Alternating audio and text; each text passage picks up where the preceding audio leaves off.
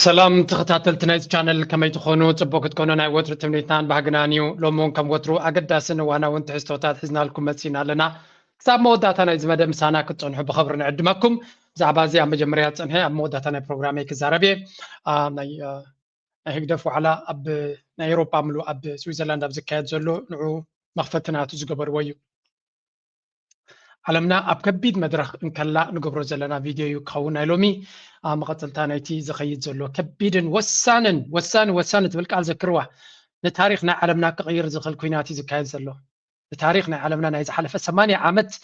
كم بريزنت نيرترا بزح غزي 8 عامت لكل غزي يتزارب نيرو we are witnessing a historic moment تاريخاو فصامي زغاطم زلو and I think إيران تقبر زلا تأمر تراينا خنبل نخل سلازي what is going on إذا خنجمرينا معاد زرباي زلو تكينات بقطبا بكل منقدي نبزو بانا دما بخمي كل حق كم زخل دما كنركب فترينا سلازي let's go what's going on. Iran shot down one of America's warplanes. The F-15 fighter jet is believed to have crashed in the mountains right on the border with Iraq.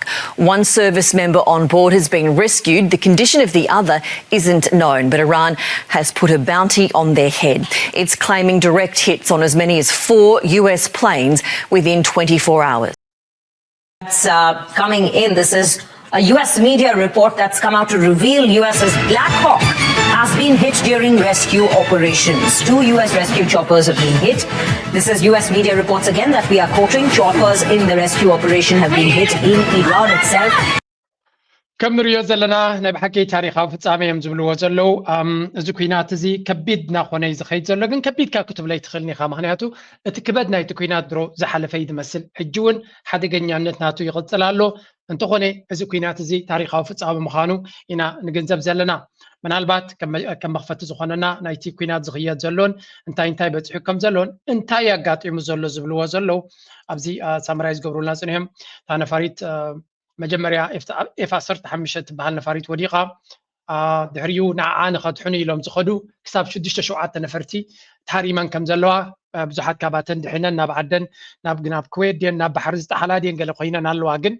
ستيل اتحاد بايلوت في زلو اي ترغبنا له برجز تقول دايق النص راي كون كم زي كل تكوينات بخلو ببزح قطعات زترقوم زلون ناب بزح معازن زسفافع زلون أمريكا دما أنصار دونالد ترامب كبيد زخونه ملعال تقبر كم زلا يسنقر زلو إذا كابتي وديقو زلو وديقو استرغب زلو زلو يوم كابو زين تملئ زنبرة تانكر كم زتهرمت كمون أبزون رأيو بتهزبيك ساعة كندا يدليو خمزلو بوغن إيران مالتيو هزبي يدليو كمزلو وني نقرالو this is going to be very very intense كساب حجتي تفيزلو بايلوت أي ترغبنا له يوم زبلو زلو أبزون انتاي كصبايا كم زخلي زاربلو دهرينا بتناي بوليتيكا كداكنات. You just ejected from an aircraft at the speed of sound. You probably landed hard because you're in a round chute in a chair, probably injured to some extent. You got to get off the X. That's the terrain right there. Wide open, remote mountain regions. Where are you going to go? Your landing area is compromised because a plane crashed, and anyone that doesn't like America is coming to get you fast. We just saw, within an hour, Iran posted a huge bounty on this pilot.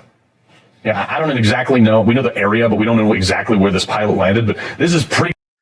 كم نريد زلنا نايت وديقو زلو بايلوت أمريكاويان كم تتفلتوا بكل معازنات تفتشوا ولو انتاي يقاطي مزلو لعلو خلو دما انتاي ترقم كله ويزو كوينات زي أبزو كوينات زي انتاي ترقم كله ويخل نزبليو برقز تي بايلوت وديقو زلو بسلام وديقو انتخينو نابنة أبزي تايب لكم سنيو تي السوري دو زلو زلو ترين ويون أكبابي انتاي زمسل مريت مخانو يرز أني هابزيك ساكن داي قياس مريت مخانو سلزي أبزين دحر وديقو اللو خينو كي تحرم واتيو كتب لا يتخلني خا قبل عليو أتعام إيو درو نابر 4 ساعات قريب له نابر 4 ساعات أبيلو قريب له أمدن قبل عليو دما تتصابع إذا خونه هزبي يتصبيو كم زلون باي ذا واي أيكونا نعونة قبل نعود دليا زلو أنا فرتون ببراتون انتخونه بكلاشين يرمون يتوكو سولان كم زلو يزنقر زلو سلازي إيران دما بزقالتا فمن قدك تحازر له يبلو نعوكة حنون زمتو زلو نفرت دما ببزر خالو بلبلو ولو سلازي very very interesting time a very interesting story يزبሃል ዘሎ ብልዕሊ ኩሉ ኢራን ነዚ ሰብ እዚ ግድን ክንሕዞ ኣለና እዮም ዝብሉ ዘለዉ ትሪእዎ ኣለኹም ነቲ ሰብ እቲ ዝደልዩ ዘለዉ እዮም ዞም ትሪእዎም ዘለኹም ኢራናውያን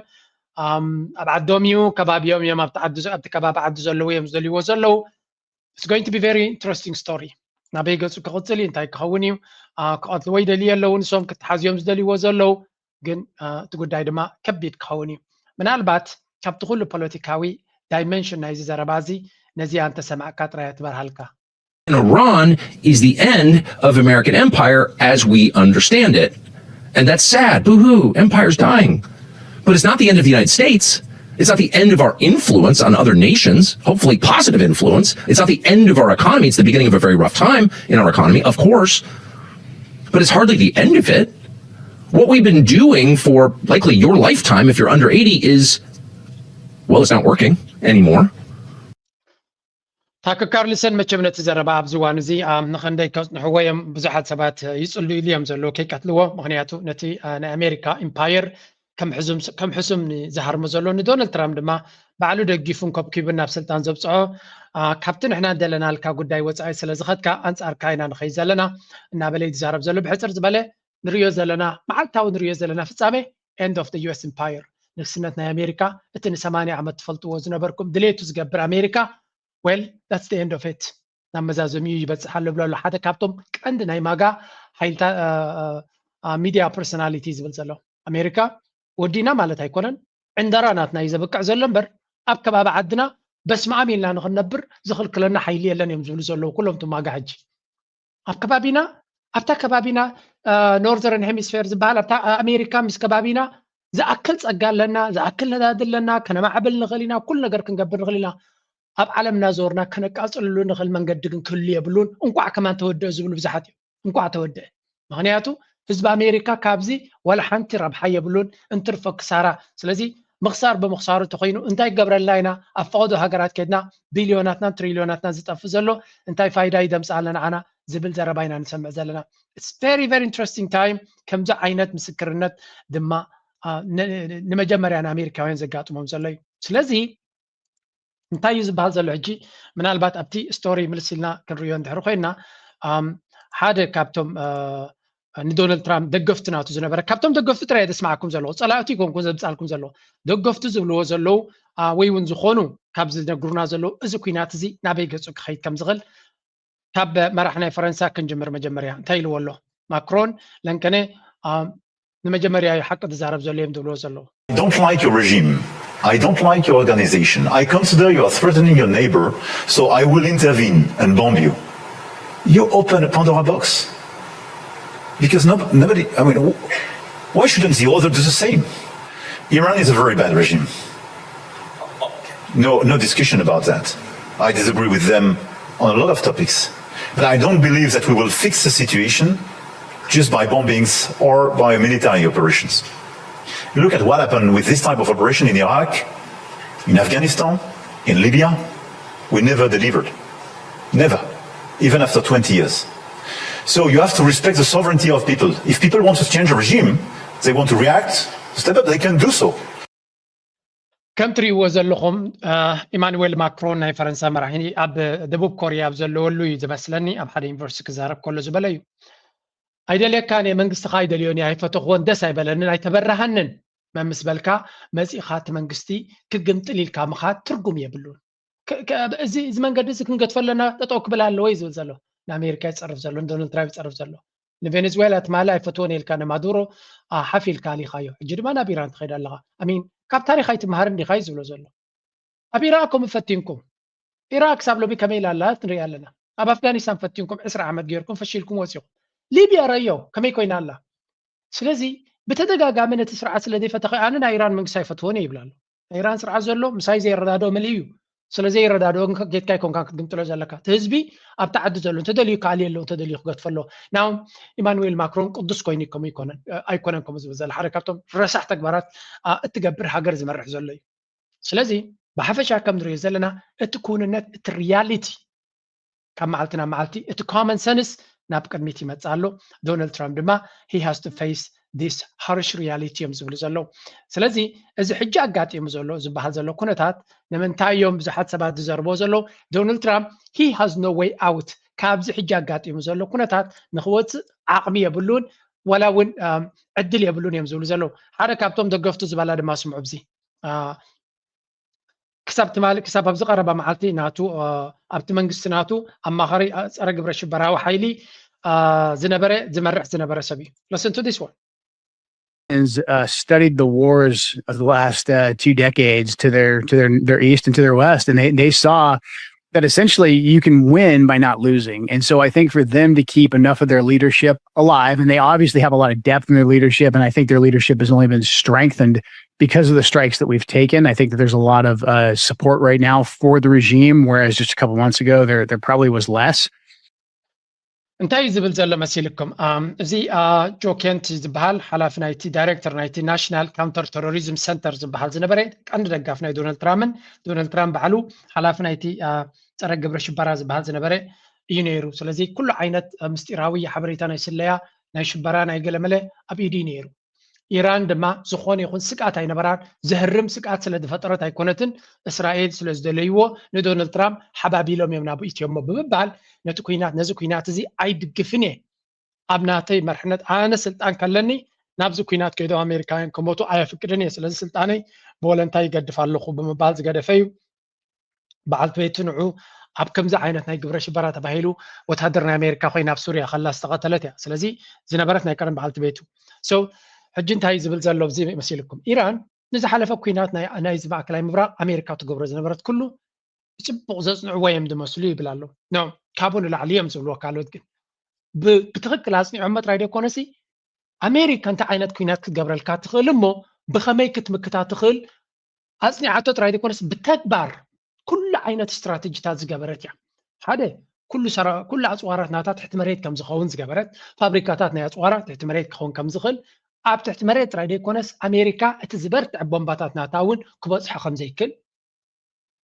ገይሮም ጥራይ ከይኮኑ ድማ ሰራዊት ናቶም ድማ ዋላ እውን እቲ መርሕነት ናይቲ ሃገር ብምሉእ እንተመይቱ ክዋጋእ ከም ዝኽእልን ሓይሉ ክቕፅል ከም ዝኽእልን ስትራቴጂ ናቱ ክቕፅል ከም ዝኽእልን ካብዚ ንላዕሊ ታሪኻዊ ትምህርትን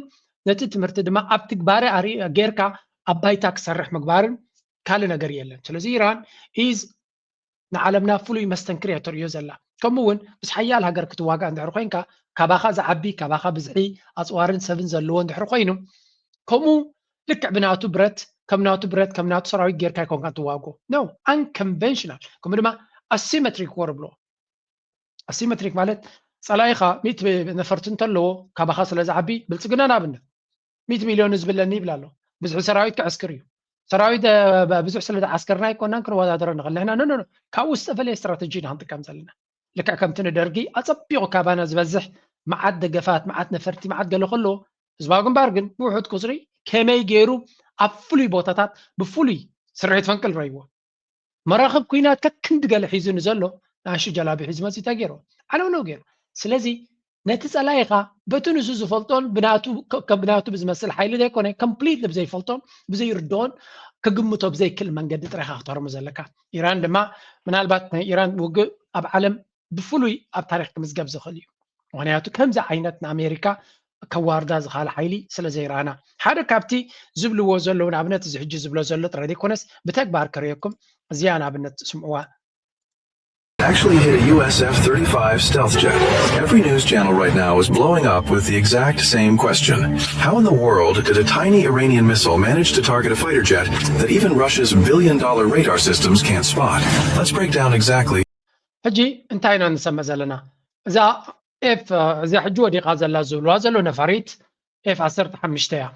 ኣዝያ ሓያልያ ግን ስታልስ ኣይኮነት ስለዚ ማለት ካብ ራዳር ተሓቢኣ ክትከይድ ትኽእል ኣይኮነት ብዙ ቴክኖሎጂ ኣለዋ ኣዝዩ ሓያል ነፋሪት እዩ ግን ከምዚ ናይ F-35 ዝበሃል ፕሮግራም እቲ ዝበርትዕ ፕሮግራም ናይ ኣሜሪካ ዝኾነ ራዳር ኢቨን እቲ ዝበርትዕ ራዳር ናይ ኣሜሪካ ዝበሃል እውን ናይ ሕብረት ሶቪየት ናይ ራሽያ ዝበሃል እውን ክረኽቦ ዘይክእልን ክሕዞ ዘይክእል ነፋሪት ዝበሃል ዝነበረ እዩ ብኸመይ ዳ እዮም ሃሪሞማ ሕጂ እውን ካልኦት ደጊሞም ከም ዘለዉ እዮም ዝነግሩ ዘለዉ ሰብ ብኸመይ መንገዲ ሃሪሞማ ንዝብል እሱ ጥራይ ግን ደይኮነ ኣሜሪካ ምትእምማን ናታ ኮንፊደንስ ናታ ከም ተጥፍእ ገይርዋ ዘሎ ኣጋጣሚ እዮም ዝብሉ ዘሎ እዚ ድማ ንኩሉ ዓይነት ናይ ቴክኖሎጂ ተመራማሪ ብፍላይ ነዚ ዓውዲ ምክልኻል ደጊሙ ደጋጊሙ ነቲ ዓውዲ ከም ዘጽንዖ ይገይርዎ ዘሎ ሓደ ካብቲ ዝብልዎ ዘሎ ኢራን ተጠቀመትሉ ታክቲክ ኣዝዩ ከቢድ እዩ እቲ ናይ ኢራን ዓውደ ኩናት ሕጂ ንሪኦ ዘለና ብሙሉ ብፍላይ እቲ ናይ ሓይሊ ኣየር ዓቕምናቶም ካብ ማሲ ዝብገስ ኢሎም ካብቲ ናይ 12 መዓልቲ ኩናት ኣብ 2025 ወርሒ 6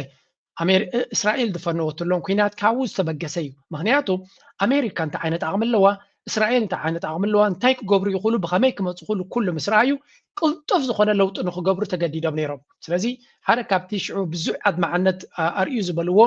እዚ F-35 ዝበሃል ፕሮግራም እስራኤል ድማ ክሳብ 67 ነፈርቲ ኣለዎ ዝበሃል እተን ዝበርትዓ ማለት እዩ ወላ እውን ካብተን ናይ ኣሜሪካን ክብርትዓ ከለ ምክንያቱ to some extent ናቶም ካስተማይዜሽን እውን ስለ ዘለዎም እቶም እስራኤላውያን ስለዚ ስለምንታይ ከምዚ ኣጋጢሙ ንዝብል እንድሕር ኮይኑ ኢራናውያን በታ ኣሜሪካ ትፈልጦን ኣብ ዓለም ተበፂሑ ዘሎ ቴክኖሎጂን ጥራይ ኮኑን ዝኽተሉ ዘለዉ እንታይ ዳ ፍልይ ዝበለ ቴክኖሎጂ ንሳቶም ዝፈልጥዎ ኣሜሪካውያን ድማ ዘይተዳለውሉ ብልሕዮም ዝጥቀሙ ዘለዉ እቲ ብልሒ ድማ ነዛ ነፋሪት እዚኣ ብዝኾነ ይኹን ራዳር ክሳብ ሕጂ ተሰሪሑ ዘሎ ክትሪኣ ኣይትኽእልን ኢኻ ምክንያቱ ንኩሉ ራዳራት ጃም ክገብር ዝኽእል ክዓፁ ዝኽእል ከምዘይትረአ ክገብራ ዝኽእል ቴክኖሎጂ ስለ ዘሎ እንታይ ግን ገብሩ ክኢሎም ሰብ እዛ ነፋሪት እዚኣ ብርቱዕ ዝኾነ ሙቐት ኣለዋ ክትንቀሳቐስ ከላ ስለዚ ኣበይ ኣላ ብዘየገድስ እንታይ ፈጢሮም ሰብ ሙቐት ኣብ ዓለምና ዝደሊ ፍሉይ ሙቐት ዘለዎ ኦብጀክት ዝኾነ ይኹን ነገር ድማ ኣብ ሰማይ እንተረኺቡ ክሃርም ዝኽእል ሚሳይል እዮም ሰሪሖም ኢንፍራሬድ ይብልዎ ስለዚ ነዚ ሓያል ዝኾነ ነፋሪት ክንሪኦ እንተደይክኢልና ንዑ ዝሪኦ ዓቕሚ እንተዘይብልና እንታይ ንገብር ኣለና ኢሎም we can sense ነቲ ሂት ናታ ነዚ ሙቐት ናቱ ብርቱዕ ሙቐት ስለ ዘውፅእ ነዚ ሙቐት እዚ ክደሊ ዝኽእል ሚሳይል ክንሰርሕ ኣለና ኢሎም ሰሪሖም ብቕልጡፍ ነቲ ሚሳይል ድማ እንታይ ትገብር እቲ ሚሳይል ኣብ ሰማይ ኩልል እናበለ ይፀንሕ ማለት እዩ this is ሓደ ካብቲ ሽግር ንብልሕሲ ሽግር ብልሓት ፈጥራ ድዩ ገለ ዝበሃል ዘረባ ኣሎ ሽግር እንተለካ ኢኻ ትበላሓት ስለዚ ነዚያ ነፋሪት ከይረኣያ ኣብ ሰማይ ዝዘውር ግን ከቢድ ዝኾነ ሙቐት እንተርዩ ነቲ ሙቐት ጥራይ ሰንስ ገይሩ ኣብቲ ሙቐት ዘለዎ ተሳሒቡ ከይዱ ዝሃርም ሚሳይል ሰሪሖም ማለት እዩ እዚ ድማ ሕጂ ከም ንሪኦ ዘለና ሓደ ካብቶም ነዛ ንኣሜሪካውያን ሾክ ዝፈጠረ ብዓለም ደረጃ ድማ ኣሚን ኣብ ተደላይ ክኸውን ዝኽእል ሚሳይል ዳ ንርኢ ዘለና ኢራን ካብዚ ኩናት እዚኣ እንተወፂኣ ወሽመጥ ሕርሙዝ ስለተቆፃፀረ ጥራይ ደይኮነ ካልእ ተኣምር እውን እዩ ክኸውን ዝኽእል ዕዳጋ ናቶም እንታይ እዩ ዝገብር ሕጂ እሱ ከምዚ ኢሉ ናይ ቁጥሪ 8 ምልክት ሒዙ ኣብቲ ሰማይ ናይ ኢራን እዩ ዝዘውር ሶ ኣብዚ ቦታ እዚ እናዘወረ ከሎ ይደሊ ኣለዉ እታ ነፋሪት ብዝኾነ ይኹን መንገዲ ኣብ ከባቢኡ ነቲ ሙቐት ናታ ሰነስ ትገብሮ እንድሕር ክኢሉ ደን ቢንጎ ረኺበየ ኣለኹ ማለት እዩ እንተረኺብዎ ድማ እንታይ ገብር እዩ ደን ኣምዳን እታ ነፋሪት ምስ ተረኽበት ቀጥታ ክትህረም ትኽእል ማለት ኣይኮነን ብዙሕ ናይ መሽክዕ ታክቲክ ኣለዋ ወላ ነቲ ሚሳይል ናብኣ ይመፅእ ከም ዘሎ እንተፈሊጣ ብዙሕ እቲ ፓይለት ብብዙሕ መንገዲ ክርዮ ስለ ዝኽእል ብዙሕ ካሜራታትን መቆፃፀርን ዓቕሚ ስለ ዘለዎ ክርዮ ይኽእል እዩ እንተኾነ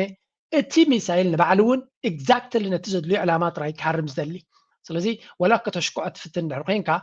እናሽካዕካዮ ከሎ ንሱ እውን ዕድል ክበካ ይክእልኒ እዮም ዝብሉ ዘሎ ስለዚ again this was a very fascinating ብዙሓት ክኢለታት ድማ ብኣንክሮ ዝገልፅዎ ዘለው እዩ ነቲ ሚሳይል ንምድንጋር ዝኽተልዎ እቲ ነፋሪት ዝተፈላለየ ታክቲክስ እያ ትጥቀም ንዑ ከሽክዕ ዝኽእል ኩሉ ብልሓታት ወላ እውን ነቲ ሚሳይል ነቲ ሙቐት ናብ ካልእ ቦታታት ፋሕ ተብለሉ ተደናጊሩ ናብ ካልእ ክኸይድ እቲ ሚሳይል እውን ንባዕሉ ናብቲ ቀንዲ ዘድልዮ እዩ ዝኸይድ እዮም ዝብሉ it's a very very interesting world and ከምዚኣ ኢላ መፅያ እዛ ነፋሪት ከምዚ ኢላ ተቓፂላ ግን ኢቨን ተሃሪማ ከላ ኣብ መሬት ናይ ኢራን ኣይወረደትን ተቐዳመይቲ እዮም ዝብሉ ዘለዉ ከምዚኣ ገይሮም ስኢሎም ድማ ነቲ መረጋገፂ ንዓለምና ዘረከብዎ እዩ ብዝኾነ ተሃሪሙ ከሎ ናብ ከባቢ ኩዌት ድዩ ወላ ጋልፍ ስቴትስ መፅኡ ኣውታት ከም ዝዓለበ እዮም ዝነግሩ ዘለዉ ሓደ ነገር ጥራይ ክነግረኩም ኣብዚ እቲ ስቶሪ ኣዝዩ ከቢድ ስለ ዝኾነ ኣብዚ እዋን እዚ ነቲ ሓቂ ንክትረኽቦ ኣዝዩ ክብድ ዝበለ እዩ ሓደ ነገር ግን ንፁር እዩ ኩሉ ሰብ ካ ዝነግረና ዘሎ ማለት እዩ ክሳብ ሕጂ እዚ ኤፒክ ፌሪ ዝበሃል ካብ ዝጅምር ክሳብ ዕለት 3 ወርሒ 4 ማለት እዩ ክንደይ ነፈርቲ ወዲቐን ኣለዋ እንድሕሪልካ ዩኤስ ሚሊተሪ ኤርክራፍት ሎስስ ክሳራታት ናይ ኣሜሪካ ኢሎም ፀብፃብ ዝገብርዎ ዘሎ እዩ ስለዚ ብዋጋ ድማ ይትምንዎ ኣለዉ መጀመርያ F-35 ልዕሊ 110 ሚልዮን ዝዋግኡ ፕሮግራም ከም ዝተሃረመ ሓንቲ ተሃሪማ ኣላ ኢራን እኮ መበል ካልይቲ ደጊምና ኣለና ይብሉ ድሓን ግን በተና ኣሜሪካ ሓንቲ ተሃሪማ ኣላ ካብኡ 9 ሚልዮን ክሳብ 100 ሚልዮን ዝበፅሕ F-15 ዝበሃላ ድማ 4 ተሃሪመን ኣለዋ 3 ኣብ ኩዌት ተሃሪመን ተባሂሎም ራባይቲ ድማ እዚኣ ኣብዘን ዝሓለፋ ሰዓታት ኣብ ኢራን ተሃሪማ ዘላ ካብኡ ነፍሲ ወከፈን እዚአን ካብ 9 ክሳብ 100 ሚልዮን እዩ ዝበፅሕ ዋጋን ዋጋታት ንስኹም ደምርዎ ድሕሪኡ ዩኒት ኮስ ካልእ A10 ዝበሃል ታንደርቦልት እዚ ድማ ትማሊ ዝተቃፀለ እዩ እውን ትሕት ኢሉ ክድብድብ ዝኽእል ነፋሪት ማለት እዩ ክሳብ 18.8 ሚልዮን ይዋግኡ ይብሉ ኣለዉ ካብኡ ቀፂሉ ኣዝዩ ክቡር ዝኾን ዘሎ ካቲ ኣብዚ B3 እዛ E3 ትበሃል E3 ሰንትሪ ትበሃል ኣዝዩ ክቡር ዝኾነ ነፋሪት እዚ ካብ 270 ኣብ ገገሊኡ ክሳብ 700 ሚልዮን እውን ይበፅሕ ይብሉ እቲ ቴክኖሎጂ ውሽጡ ዘሎ እንድሕር ወሲኽካሉ ከረየኩም የፅንሕ ኢለ ብዛዕባ ክዛረቡ ከለዉ እውን ስለዚ እዚ እውን እቲ ኣብ ስዑድያ ዝተሃረመ እዩ ማለት እዩ ቀፂልካ እዘን ነፈርቲ ትሪአን ኣላ ዩኒት ኮስት ክሳብ 4 ሚልዮን እዘን እተን KC 135 ታንከር ዝበሃላ ክንደየን ካብን 6 ቀደም ተቃፂለን ነይረን ሕጂ 8 ካብዚአን ተሃሪመን ኣለዋ እዚኣተን ኣዝየን ኣገደስቲ ነፈርቲ እየን ስለምንታይ ኣብቲ ዓውደ ኩናት እታ ነፋሪት ነዳዲ ምስ ወደት ተመሊሳ ክትወርድ ዝግባእ ኣብ ሰማይ ካላ መሊኣ ነቲ ኩናት ንክትቅፅሎ እዩ ዝገብር ስለዚ እተን ነፈርቲ ኩናት ንክትሃርመን ከበድቲ ኮይነን ነዚአን ተሃሪምካ ጥራይ ከማ ነቲ ዓውደ ኩናት ክትቅይሮ ትኽእል ኢኻ ኢሎም ካብኡ ቀፂልካ ድማ እዘን ድሮናት MQ-9 ዝበሃላ 30 ሚልዮን ዝዋገን ንሓንቲ ማለት እዩ ክንደይ ሃሪሞም ኣለዉ ካብኡ 1 2 3 4 5 6 7 8 17 ካብዘን ድሮናት እዚኣተን ናይ ስለያን ናይ ካልእ ዝተፈላለየ ሓበሬታ ዘመሓላልፋን 17 ዝኾነ ተሃሪመን ከም ዘለዋ ይነግር ኣሎ ኣብ ታሕቲ ድማ እተን ካልኦት ከዓ እንታይ ዝበሃላ H1160 ሄሊኮፕተራት እየን እዚአን ከዓ እተን ተሃሪመን ዘለዋ ክልተ እየን ንሳተን ድማ 20 ሚልዮን ንሓደ 3 ድማ ስን ተሃሪመን ኣለዋ ስለዚ ኩሉ እዚ ትሪእዎ ዘለኹም ኣብዘን 35 መዓልትታት ኣጋጢሙ ዘሎ ክሳራ ናይ ኣሜሪካ እዚ ትንሽተይ ክፋል እዩ ኣብቲ በይዛት ኣጋጢሙ ዘሎ ባይ ዘ ወይ ሕጂ ቅድሚ ዝተወሰነ ሰዓታት ዝወፀ ሓበሬታ ክበኩም ድሕሪ ኮይነ Wall Street Journal ዝበሃል ሓደ ዓቢ ጋዜጣ ናይ ኣሜሪካ ደውፅኦ እየ ዝብለኩም ዘለዎ so there was this ኣበይ ኣላ መሲልኩም I wish I can find that article بقليل كرهبا كوي كون كبد زبالت يا نخرهبا جن انت زرهبا نيره نزيان نراهم صنحهم معنا كساب زريكم سا التكوينات سبعات بخمس جليس أمالو هجي انت كريكم دليل لهم مسيلكم كم ذات رواز لهم من دياتا علم كوينا زلا أبي زلا I can't find it anyway دحين انت رخيبة بكالك زي كم تسألكم كفتني نحججن كرهبا يكالكون علىهم alright so what we talking about الملس كم ذات رواز لهم يوم تبع كان دار قتيلك كم ذا بقى مزز رابع تواجيو كسعر يكلني الكاخ تلاقى استغل إيران لك كم تبقى غيركم صدوه أما وداتا مكيتو سلزقتمه نزي حيال تعوادينا خنبلو ولا حيال بعراي تبقى قسيم مزقرفو تبعراي دم أمريكايو أما وداتا إذا زقت فني كونان مزبلة هربا جميرو مالتي this is the reality of life بزعق زي جد دقاقم زلو كونتاتيو تبهال يا اجي أبتاع نزيا جمرو لي زي تعودوا كينات تقول زلاج as a President Trump is on the horns of a dilemma. He can cut bait now, cut a deal now, pay that high price, break Israel's elbows, threaten to cut off all their aid, do what I'm just describing here, super high price, but possibly his presidency will be recoverable. Or he can go to the other side, the military, Okay. انتاي زبل زلو مسيلكم زي بيبز بال حركاتهم عبيتي اناليسيس نايز كونتات نديو and then go across stage 3 and start to use military force to physically open the Strait of Hormuz, physically with military force. There, I believe that, and this is my assessment, that the political costs will mount over those months. That 3 to 6 month attrition war will become even worse. And I believe at that point, President Trump will effectively, not physically, but effectively lose his presidency. That his presidency will become unrecoverable. He انتاي زبل زلو دونالد ترامب لنكنه ابزي وانزي زخسر خسيرو انت زليغو زحشن عيو ما عاد كثير نزلو حج كن زخونه مخنيات غير كابزو كينات ندحرا زليغو زحش عدل الله مخنياتو اتو كينات ناقصل ندحرو قيدو نتو قط راي كونان كخسر بريزيدنت نتو كخسر يبلالو كبيد واقع دما كخفل لي سلازي حجي بوانو نز حجي قاطيمو زلو سعرات قسيمو يا أخلني لون تهديمو أصبيغو كواتو أيو كابزو كينات زناغة سلام سكده كموت أزغل حدقا إلوم يوم زنباخر وزلو بزو حد كيلاتات أبزانت بزيا يوم زرع مزلو وول ستريت جورنال لن كان دوسا انتا إلا نيرا نحنا نبزي تتقاقا مخنقركم كله أبزو كينات زي أمريكا بزو نقر كثيرا لا جن نعلمنا ينقر يلن إلا حدا عبي مسيحنا أمريكا دوسو أبز حالف وان أب سعودية زقات أمكسارة إمباسنا أمريكا في سعودية مستهرمة أبلو أبتو وان تزقات أما مدقعتي نا أمريكاوين شوك زقبري that's why ما دحريو كاب إمباستات ناتهم هزبهم نخوتو زقددو مانياتو نايب حق ياسم بيدوهم انت يقاتم على سلسة إسرا شد الشان يقاتمو كل التقزيتي إمباسو تهاريمي يمزولو زلو the second flew تايم دولو زلو هذا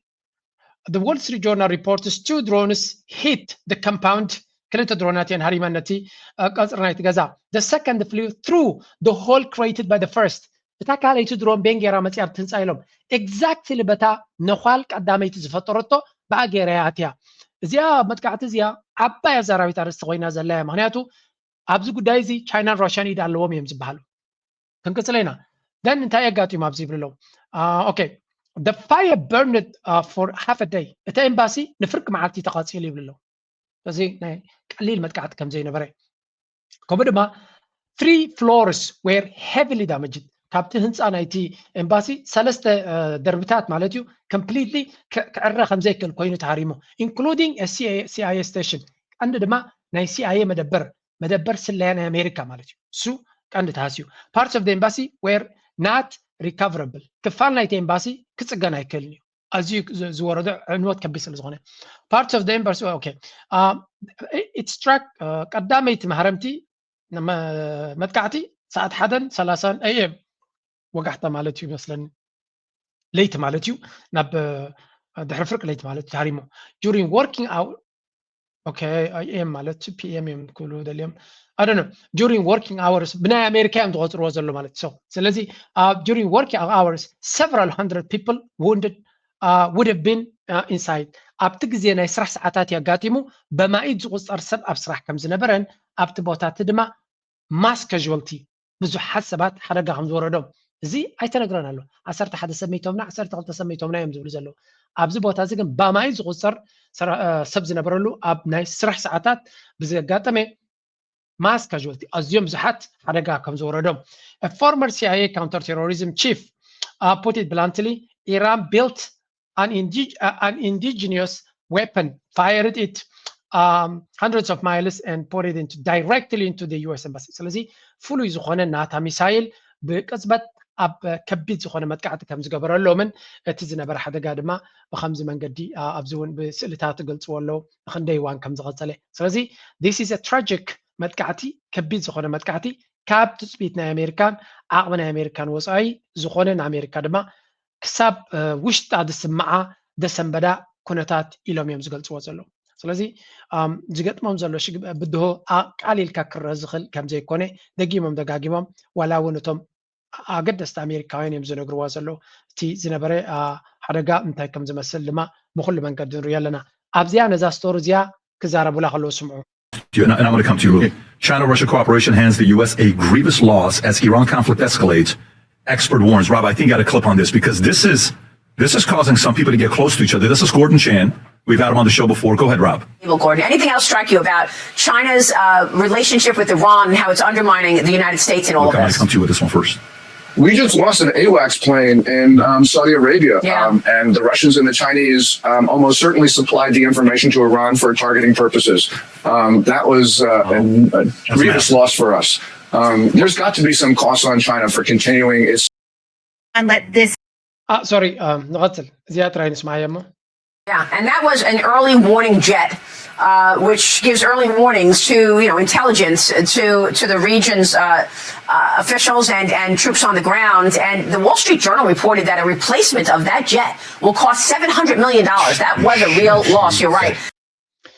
زي ناي دونالد ترامب بيز زخونه فوكس ميديا زرب زلو زرباي ساعات كندي تسمعوهم كم زلي زي اب سعوديه زقاطه مكساره ينيرو تزقاطه مكساره دما خغلصو خلو يم راشان چاينان ابز غداي زي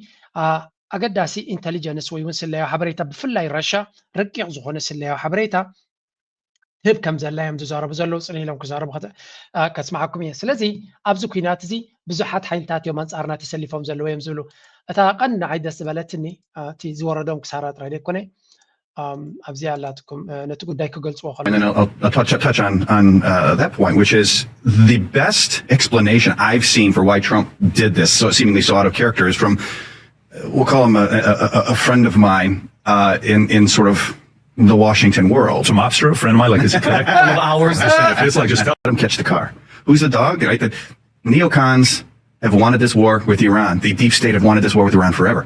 So there's a Prefer that. He can't tell Israel to go, practically speaking, targeting information, doing everything for the Ukrainians, but pressing the red button to hit Russian targets in getting a guidance. And the Russians didn't take the bait. They said, we will retaliate at a time and place of our choosing. And what I hear is that the time and place of their choosing was about 2-3 days after this war began, because exactly እንታይ እዮም ዝብሉ ዘለው እዚ ሕጂ ደጋጥመና ዘሎ ናይ ቀደም ንሕና ዘሕለፍናዮ ንገብሮን ዝነበርና ኩነታት ጥራይ እዮም ዝብሉ ዘለው መጀመርያ ኢራን ስለምታይ ኣብዚ ንሕና ስለምታይ ንኣሜሪካ ንእስራኤል ከነሕጉስ ክንብል ኣብዚ ጉዳይ ዝኣቲና ኣለና እዮም ዝብሉ ዘለው why are we in this situation ከምዚ ዓይነት ሓደጋ ወሪድና ክሳራ ዝወርደና ዘሎ ስለምታይ ከምዚ የጋጥመና ኣሎ ኢራንን እስራኤልን ክወዳ እንተደልየን ደይዋዳ ደይንገድፈን ብሎ ካልኣይ ኣብ ኩናት ናይ ዩክሬን ኣሜሪካ ኩሉ እቲ ስለያዊ ሓበሬታ ኩሉ እቲ ሚሳይላት ኣበይ ክሃርም ከም ዘሎ በዓልና ኣፃዊድና ነቶም ዩክሬናውያን ጠወቕዋ ጥራይና ንብሎም ነርና ኢሎም ራሽያ ድማ ይፈልጥዎ እዮም ነዚ ኢሎም ግን እንታይ ይብሉ ነይሮም ምስ ኣሜሪካ ፊት ንፊት ክገጥሙና ስለ ዘይክእሉ ድሓን ሕናና ክንፈዲና ኣበይ ከም ንፈድዮ ግን በዓልና ኣለናዮ ኣብዚ ጣዕመና ግዜ ሕናና ክንፈዲና ኢሎም ነይሮም ኤግዛክትሊ ሕጂዮም ትፈድይዎ ዘለው ኢሉ ኤግዛክትሊ እዚ ሕጂ ኣብዚ ኩናት እዚ ኣብ ኣገደስቲ ስትራቴጂካውያን ዕላማታት በይዛት ናይ ኣሜሪካ ኮኦርዲኔትስ ናቶም ኩሉ እናሰኣሉ ዝህብዎም ዘለውን ካርቡ ከም ዝኽእሉ ዝገብርዎም ዘለዉ ቻይና ድማ ብድሕሪ መጋረጃ ቻይና እንድሕር ኢሎም መሊሱ እቲ ክብሪ ናቶም ስለ ዝጎድል እዮም ዘይነግሩ ቻይና ኢቨን ቅድሚ እቲ ኩናት ምጅማሩ ብሳተላይት ስኢሎም ኣብዚ እውን ይብሎም ነይሩ ባዕሉ ስኢሎም እኮ ይህቡ ነይሮም እዮም ኩናት ከጀመረ ነቲ ኦብጀክትስ ሶሪ ኣበይ ይመስለኩም ኣብዚያ ክዛረብ ከሎ ነጊርዎም ነይሩ እዚ ቻንድ ብሎ John Chand intelligence ship just off Iranian waters. China's support for Iran is almost across the board. The only thing they don't do is they don't supply combat troops. But apart from that, China is there, and we need to recognize that. China's support for ስለዚ እንታይ ዝብል ዘሎ ቻይና ብኩሉ መንገዲ ትሕግዝ ዘላ ፀረ ቻይና ስለ ዝኾነ እሱ ታይዋናዊ ይመስለኒ ወይ whoever he is መበቆል ማለት አንጻር ቻይና ኩሉ ግዜ ኣብቲ ቻይና ዝብል ቶፒክ ቀዳማይ ነው እዮም ድምፁ ዝኾነ እንታይ እዩ ዝብል ዘሎ ቻይናን ራሽያን ኣብዚ ኩናት ናይ ኢራን ኣብ ጎና ኮይኖም ነቲ ዓቕሚ ናይ ኢራን ከም ዝሕይል ንኣሜሪካ ድማ ካብቲ ፅቢታ ወፃኢ ከም ዝኸውንን ኣሜሪካ ድማ መመሊሳ ሕማቕ ስዕረትን ውርደትን ከም ዝገጥማ ዝገብሩ ዘለዉ እሳቶም እዮም ዝብሉ ዘለዉ እዚ ድማ ምናልባት እዛ ሕጂ ንሪያ ዝነበርና ናብ ዝገደደት ክትሰግር ክትፍትን እያ ምክንያቱ ዶናልድ ትራምፕ ሓደ ዘስደምም ቪድዮ ገይሩ ነይሩ ቅድሚ ሕጂ ስምዕዎ ኣብዚ እንታይ ኢሉ ነይሩ ስምዕዎ sits back and allows a country such as Iran to hold our hostages, to my way of thinking, is a horror. Obviously, you're advocating that we should have gone in there with troops, etc., and got our boys out. I absolutely feel that, yes. I don't think there's any question, and there's no question in my mind. I think right now would be an oil-rich nation, and I believe that we should have done it, and ለቀነ ሓደ ናይ ካብ 1980 ዝዛረቦ ዝነበረ ነዳዲ ናይ ኢራን ክንሰርቆለና ካብ 1980 ከም ትሪእዎ ዘለኹም ጀሚሩ ናይ ኢራን ነዳዲ ክንሰርቆለና ዝብል ዝነበረ ሰብ ቃል በቃሉ ክንሰርቆለና ይብል ነይሩ ካብ 1980 ኣነ ከይተወለድኩ ጀሚሩ ክንሰርቆለና ዝብል ዝነበረ ክሳብ ሎሚ ታ ዝብላ ዝነበረ ሕልምናቱ ድማ ንመጀመርያ ኣብዚ ሕጂ ስልጣን ምስ ደየበ ንዓ ከተግብር ይፈቲኑ ስለዚ እስራኤል ደፊኦም መጥራይ እውን ክንብል ኣይንኽእል ኢና ንባዕሉ ዝደፍእ ውሽጣዊ ሓይሊ ከም ዝነበረ እውን ነዚ የርእዩና ኣለዉ ስለዚ ኣብ ኩሉ መድረኽ ናብ ኢራን ፍሉይ ዝኾነ ሕና ከም ዝነበሮን ኣብ 87 ዝበለሎ ኣብ 88 ዝበለሎ ኣብዚ እንታይ ብላ ኣሎ ንኣብነት ኣብ ፅሑፍ IBR shown Iran they've been beating us psychologically I don't know እንታይ በዲሎሞ ኢራን can't even beat Iraq ንኢራቅ ከማን ክስዕር ዘይከኣለት ከመይ ገይራ ከም ዝናበለ ይብል ነይሩ ወል 2011 ተመሳሳሊ التندادي كوسات كم زلون كل نجار كتشنا صرت حمشتن كم تري والله. So this guy was talking all the way بزعبازو قدايزي.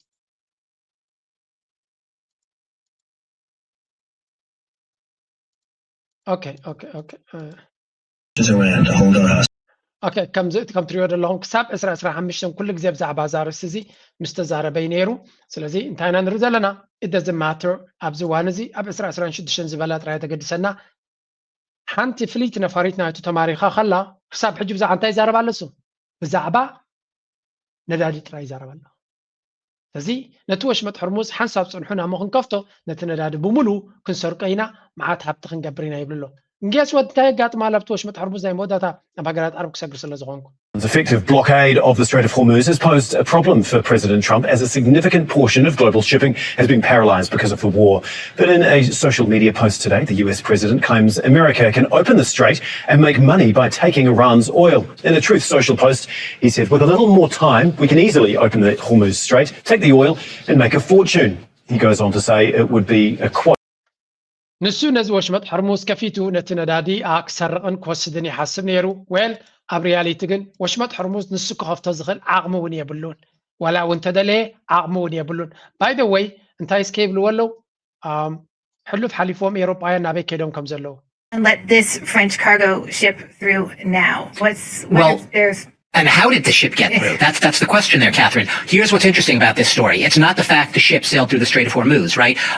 There have been dozens of ships which have been able to sail through the Strait of Hormuz, the very dangerous, treacherous run. Most of those, almost all of them, have been affiliated with either Iran, with the UAE, with China, with India, with Saudi Arabia, so-called friendly or not hostile nations, i.e. certainly not Western European nations.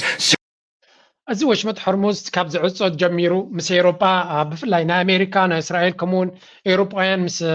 ምዕራባውያን መራኽብ ካብዚ ቦታ ዝተበጊሰን ወፅአን ኣይፈልጣን እየን እቲ ዕላማ ድማ ኢራን ኣይተፍቅድን እያ ዘላ ተን እንኮ ካብዚ ቦታ ዝወፃ ዝነበራ መሓዙት ሃገራት ቻይና ንኣብነት ናይ ቻይና ታንከራት ይወፅአን ብዙሕ ግዜ ናይ ኢራን ተኺለን ናብ ቻይና ከይደን እየን ዘራግፋ ደለዋ ከምኡውን ከም በዓል ህንዲ ለሚኖም አውጽዮምሎም አለው ማሌዥያ ወጽዮሎም አለው ፊሊፒን ወጽዮሎም አለው ካልኦት ሃገራት ሓደ የውጽ እዮም ንመጀመርያ ናይ ፈረንሳ መርከብ ካብዚ ቦታ እዚ ወጽ ያላ ታንከር ማለት ነዳጅ ዝሓዘ ከመይ ጌራ ወጽ ያዚያ ናይ ስፔንን ወጽ ያላ እዚ ማለት እንታይ ማለት እዩ ኢራን ሓደ ሶፊስቲኬትድ ጌም ክጻወት ጀሚራላ ስፔን ኣብዚ ኩናት ናይ ኢራን ኣብዚ ኩናት ናይ ኢራን ማለት እዩ ንዶናልድ ትራምፕ ኣይድግፎን የጥራይ ዘይኮነስ አንጻሩ የኢላ ክላ ኣየራ ዝሓጽወት እያ ኤርቤዝ ናታውን ዝኸልከለት እያ ስለዚህ ናይ ስፔን መራኽብ ክወፃ ይኽእላየን ኢሎም ኣለው ኢራን ሉክ እቲ ጌም ክሳዕ ክንደይ ነቶም ነቲ ኔቶን ዶናልድ ትራምፕን ከመይ ገይሮም ክፈላልይዎ ይፍትንሎም ሕጂ ድማ ፈረንሳ ብተደጋጋሚ ማክሮን አንጻሩ ይኸይድ ስለ ዘሎ ትራምፕ ሓንቲ መርከብ ኣውፅኦም ኣለው እዚ ድማ Well, according to shipping data, and remember, like you said, this was a French shipping group which owned this ship, and it apparently entered the Strait of Hormuz and took a route very close to an Iranian island called Larak Island. And why is that significant? Because Lloyd's List has actually referred to it, and they track shipping and shipping data. They refer it to Tehran's toll booth, meaning that taking that route implies that ships that pass by Larak Island have been granted permission. And why? Because they paid the toll. They paid for it. What's interesting there is if it is confirmed that the French paid for its ship to get through, not only would this be the first instance of a ship owned by a Western European shipping company being able to sail through the Strait of Hormuz, it would presumably also be the first instance in which they paid for it and would really be, in a sense, a snub. እንታይ ዝብል ዘሎ ወይ ታሪክ ኮይና ንሰምዕ ዘለና ኣድም ሰባት ታሪክ ይድፍፀም ዘሎ ነዚ ታሪክ ኣስተማቕርዎ ጥራይ እዛ መርከብ እዚኣ ናይ ፈረንሳይ እያ ስለዚ ቤንጌራ ከይዳ በቲ ለራኽ ዝበሃል ብናይ ኬላ ናይ ኢራን ጌራ ከይዳ በዚ ቦታ እዚ ክትከይድ እንድሕር ኮይንካ ነቲ ናይ ኬላ ዝኽፈል ገንዘብ ንኢራን ተኸፊልካ ጥራይ በዚ ትኸይድ ስለዚ ሓደው ከፊል ኣላ እዚ ማለት ድማ ፈረንሳ ኣካል ናይ ኔቶ ዝኾነ መርከብ ናይቲ ሃገር ንኢራን ናይ ብሎኮ ከፊላ ናፃ ዝነበረ መንገዲ ናይ ብሎኮ ከፊላ ወፅያ ኣላ እዚ ማለት ድማ ንዶናልድ ትራምፕ ኣብ ገፁ ጥፍ ምባል ማለት እዩ ስለምንታይ ካብ ናይ ኣሜሪካ ወፃኢ ብምንታይ ከፊላ ዘላ ብዶላር ኣይኮነን ከፊላ ዘላ ወይ ብዩሮፕ ወይ ብናይ ቻይና ባጤራ ተኸፊሉ ዘሎ ስለዚ ክሳብ ክንደይ ዶናልድ ትራምፕ ክፈትሑን ዘይከኣለ ምስ ኢራን ተሰማሚዕካ ኣብ እግሪ ኢራን ተንበርኪኽካ ጥራይ ክትረኽቦ ከም ትኽእል እዚ ማለት ድማ እንታይ ዝብል ዘሎ ንዶናልድ ትራምፕ ቴንክ ዩ ንኩሉ ዓለም ኣበላሽኻዮ ولا حنت خدقبر يتخلني خا يوم زبل Said to the Europeans, go get it, go get the oil. Don't be cowardly, it's theirs for you to take. And essentially what the French are saying is, no, easier said than done, Mr. President. We're not going to get the oil because it's treacherous and we'd be putting our ships and our crews in imminent lethal jeopardy. But we will try to get oil through, as you suggest, but we will pay for it to make sure that it's done safely. So implicitly, the message from France, if it's borne out that they paid for the ship to pass through, is, you know what, here's the new world you created, Mr. Trump. ናይ ብሓቂ ፈረንሳውያን ቤላ ገሮም ይላገጹሉ ለው ሓሪቆም ኮይኖም እዮም ብትርዑ ንሓልፈ ዝነበርና ብሰንኪ ዕንደራ ኩናት ናትካ ከፊልና ንኽንወፆ ጌርካና ኣለኻ ስለዚ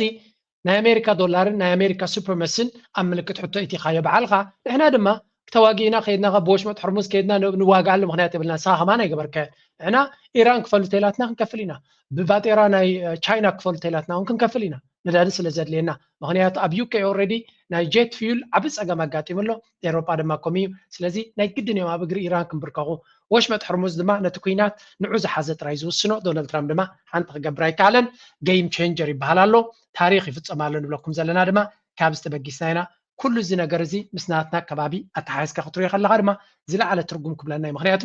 ኣብ ማእከላይ ምብራቅ ዝፍፀም ዘሎ ታሪክ ባይ ኤክስተንሽን ዝርጋሕ ኣቢልካ ንቀርኒ ኣፍሪካ ዝምልከት እዩ ኤርትራ ብዚ ጉዳይ እዚ ትረብሕ ዶ ትኸስር ድማ ኔክስት ቪዲዮ ናትና እዩ የኢራን ጦርነትና የመካከለኛው ምስራቅ ውጥረት ለኢትዮጵያ ሌላኛውና አስፈሪው የህልውና ፈተና ሆኖ ከፊቷ ተደቅኗል። ዘ ኢኮኖሚስት ይፋ ባደረገው አዲስ መረጃም የሆርሙዝ ሰርጥ መዘጋት ያስከተለው የነዳጅ ዋጋ ንረት ቀድሞውኑ በዕዳና በምንዛሬ እጥረት ለዛለው የኢትዮጵያ ኢኮኖሚ ከፋ መዘዝ ይዞ መጥቷል። የታዋቂ እንግሊዝ የፖለቲካና ኢኮኖሚ መጽሔት መረጃ የጥንቅራችን አካል ነው። በተለያዩ ከምንሪኦ ዘለና ብልጽግናና አብይ አሕመድን ትዝኸበደ ፈተና ናይ ህይወቶም ይዝሓልፎም ዘሎ ሓደ መጽሔት ደ ኢኮኖሚስት ዝበሃል ከም ዝገለጾ እንድሕር ኮይኑ ብናይ ወፃኢ ሸርፍን ብናይ ፀጥታ ፀገምን ብኻልን ኣብ ከቢድ ዝኾነ ወጥሪ ዝነበረት ሃገር እዚ ሕጂ ኣብ ማእከላይ ምብራቅ ብተፈጢሩ ዘሎ ናይ ነዳዲ ፀገም ኢትዮጵያ ገለ ካብተን ክፍንጀራ ዝኽእላ ሃገራት እያ ብምባል እያ ገሊፃታ ዘላ ገለ ኣብቲ ናይ ምፍንጃር ኣብ ዝበልዎ ድማ ኣብቲ ዝዓበየ ሓደጋ ናይ ምፍንጃር ዘለዎ ሃገር እንተላ ኢትዮጵያ ኣብ ትሕቲ መርሕነት ናይ ብልጽግና ምዃና እዩ ዝንገር ዘሎ ስለዚ ኣገይን ተዓበይቲ መጽሔታት ደጋጊሞም ዓበይቲ ሚድያታት ናይ ዓለምና ናይ ቁጠባን ናይ ጭዋዳን ናቱ ክገልፅሉ ዝሓስብ ዝነበረ ኣብይ ኣሕመድ እቲ ዝዓበየ ፀገም እቲ ዝዓበየ ሓደጋ እቲ ዝዓበየ ብድሆ ኣብ ቅድሚ ተገቲሩ ከም ዘሎ ይነግርዎ ኣለዉ ሓደ በሉለይ እዚ ጥራይ ግን ኣይኮነን ዝቕፅል መደብ ኣሎ እዚ ከምዚ ኢሉ እናሃለወ እቲ መራሒ ናይቲ ሃገር ሓላፊ ናይ ስለያ ናይቲ ሃገር እንታይ ክብል እዩ ተሰሚዑ ዘሎ እቲ ፀገሙ ናብ ኤርትራ ገጽካ ምጽጋዕ ናብ ድሓን ናበይ ከም ዘጸግዖ ስምዕዎ ኣብዚ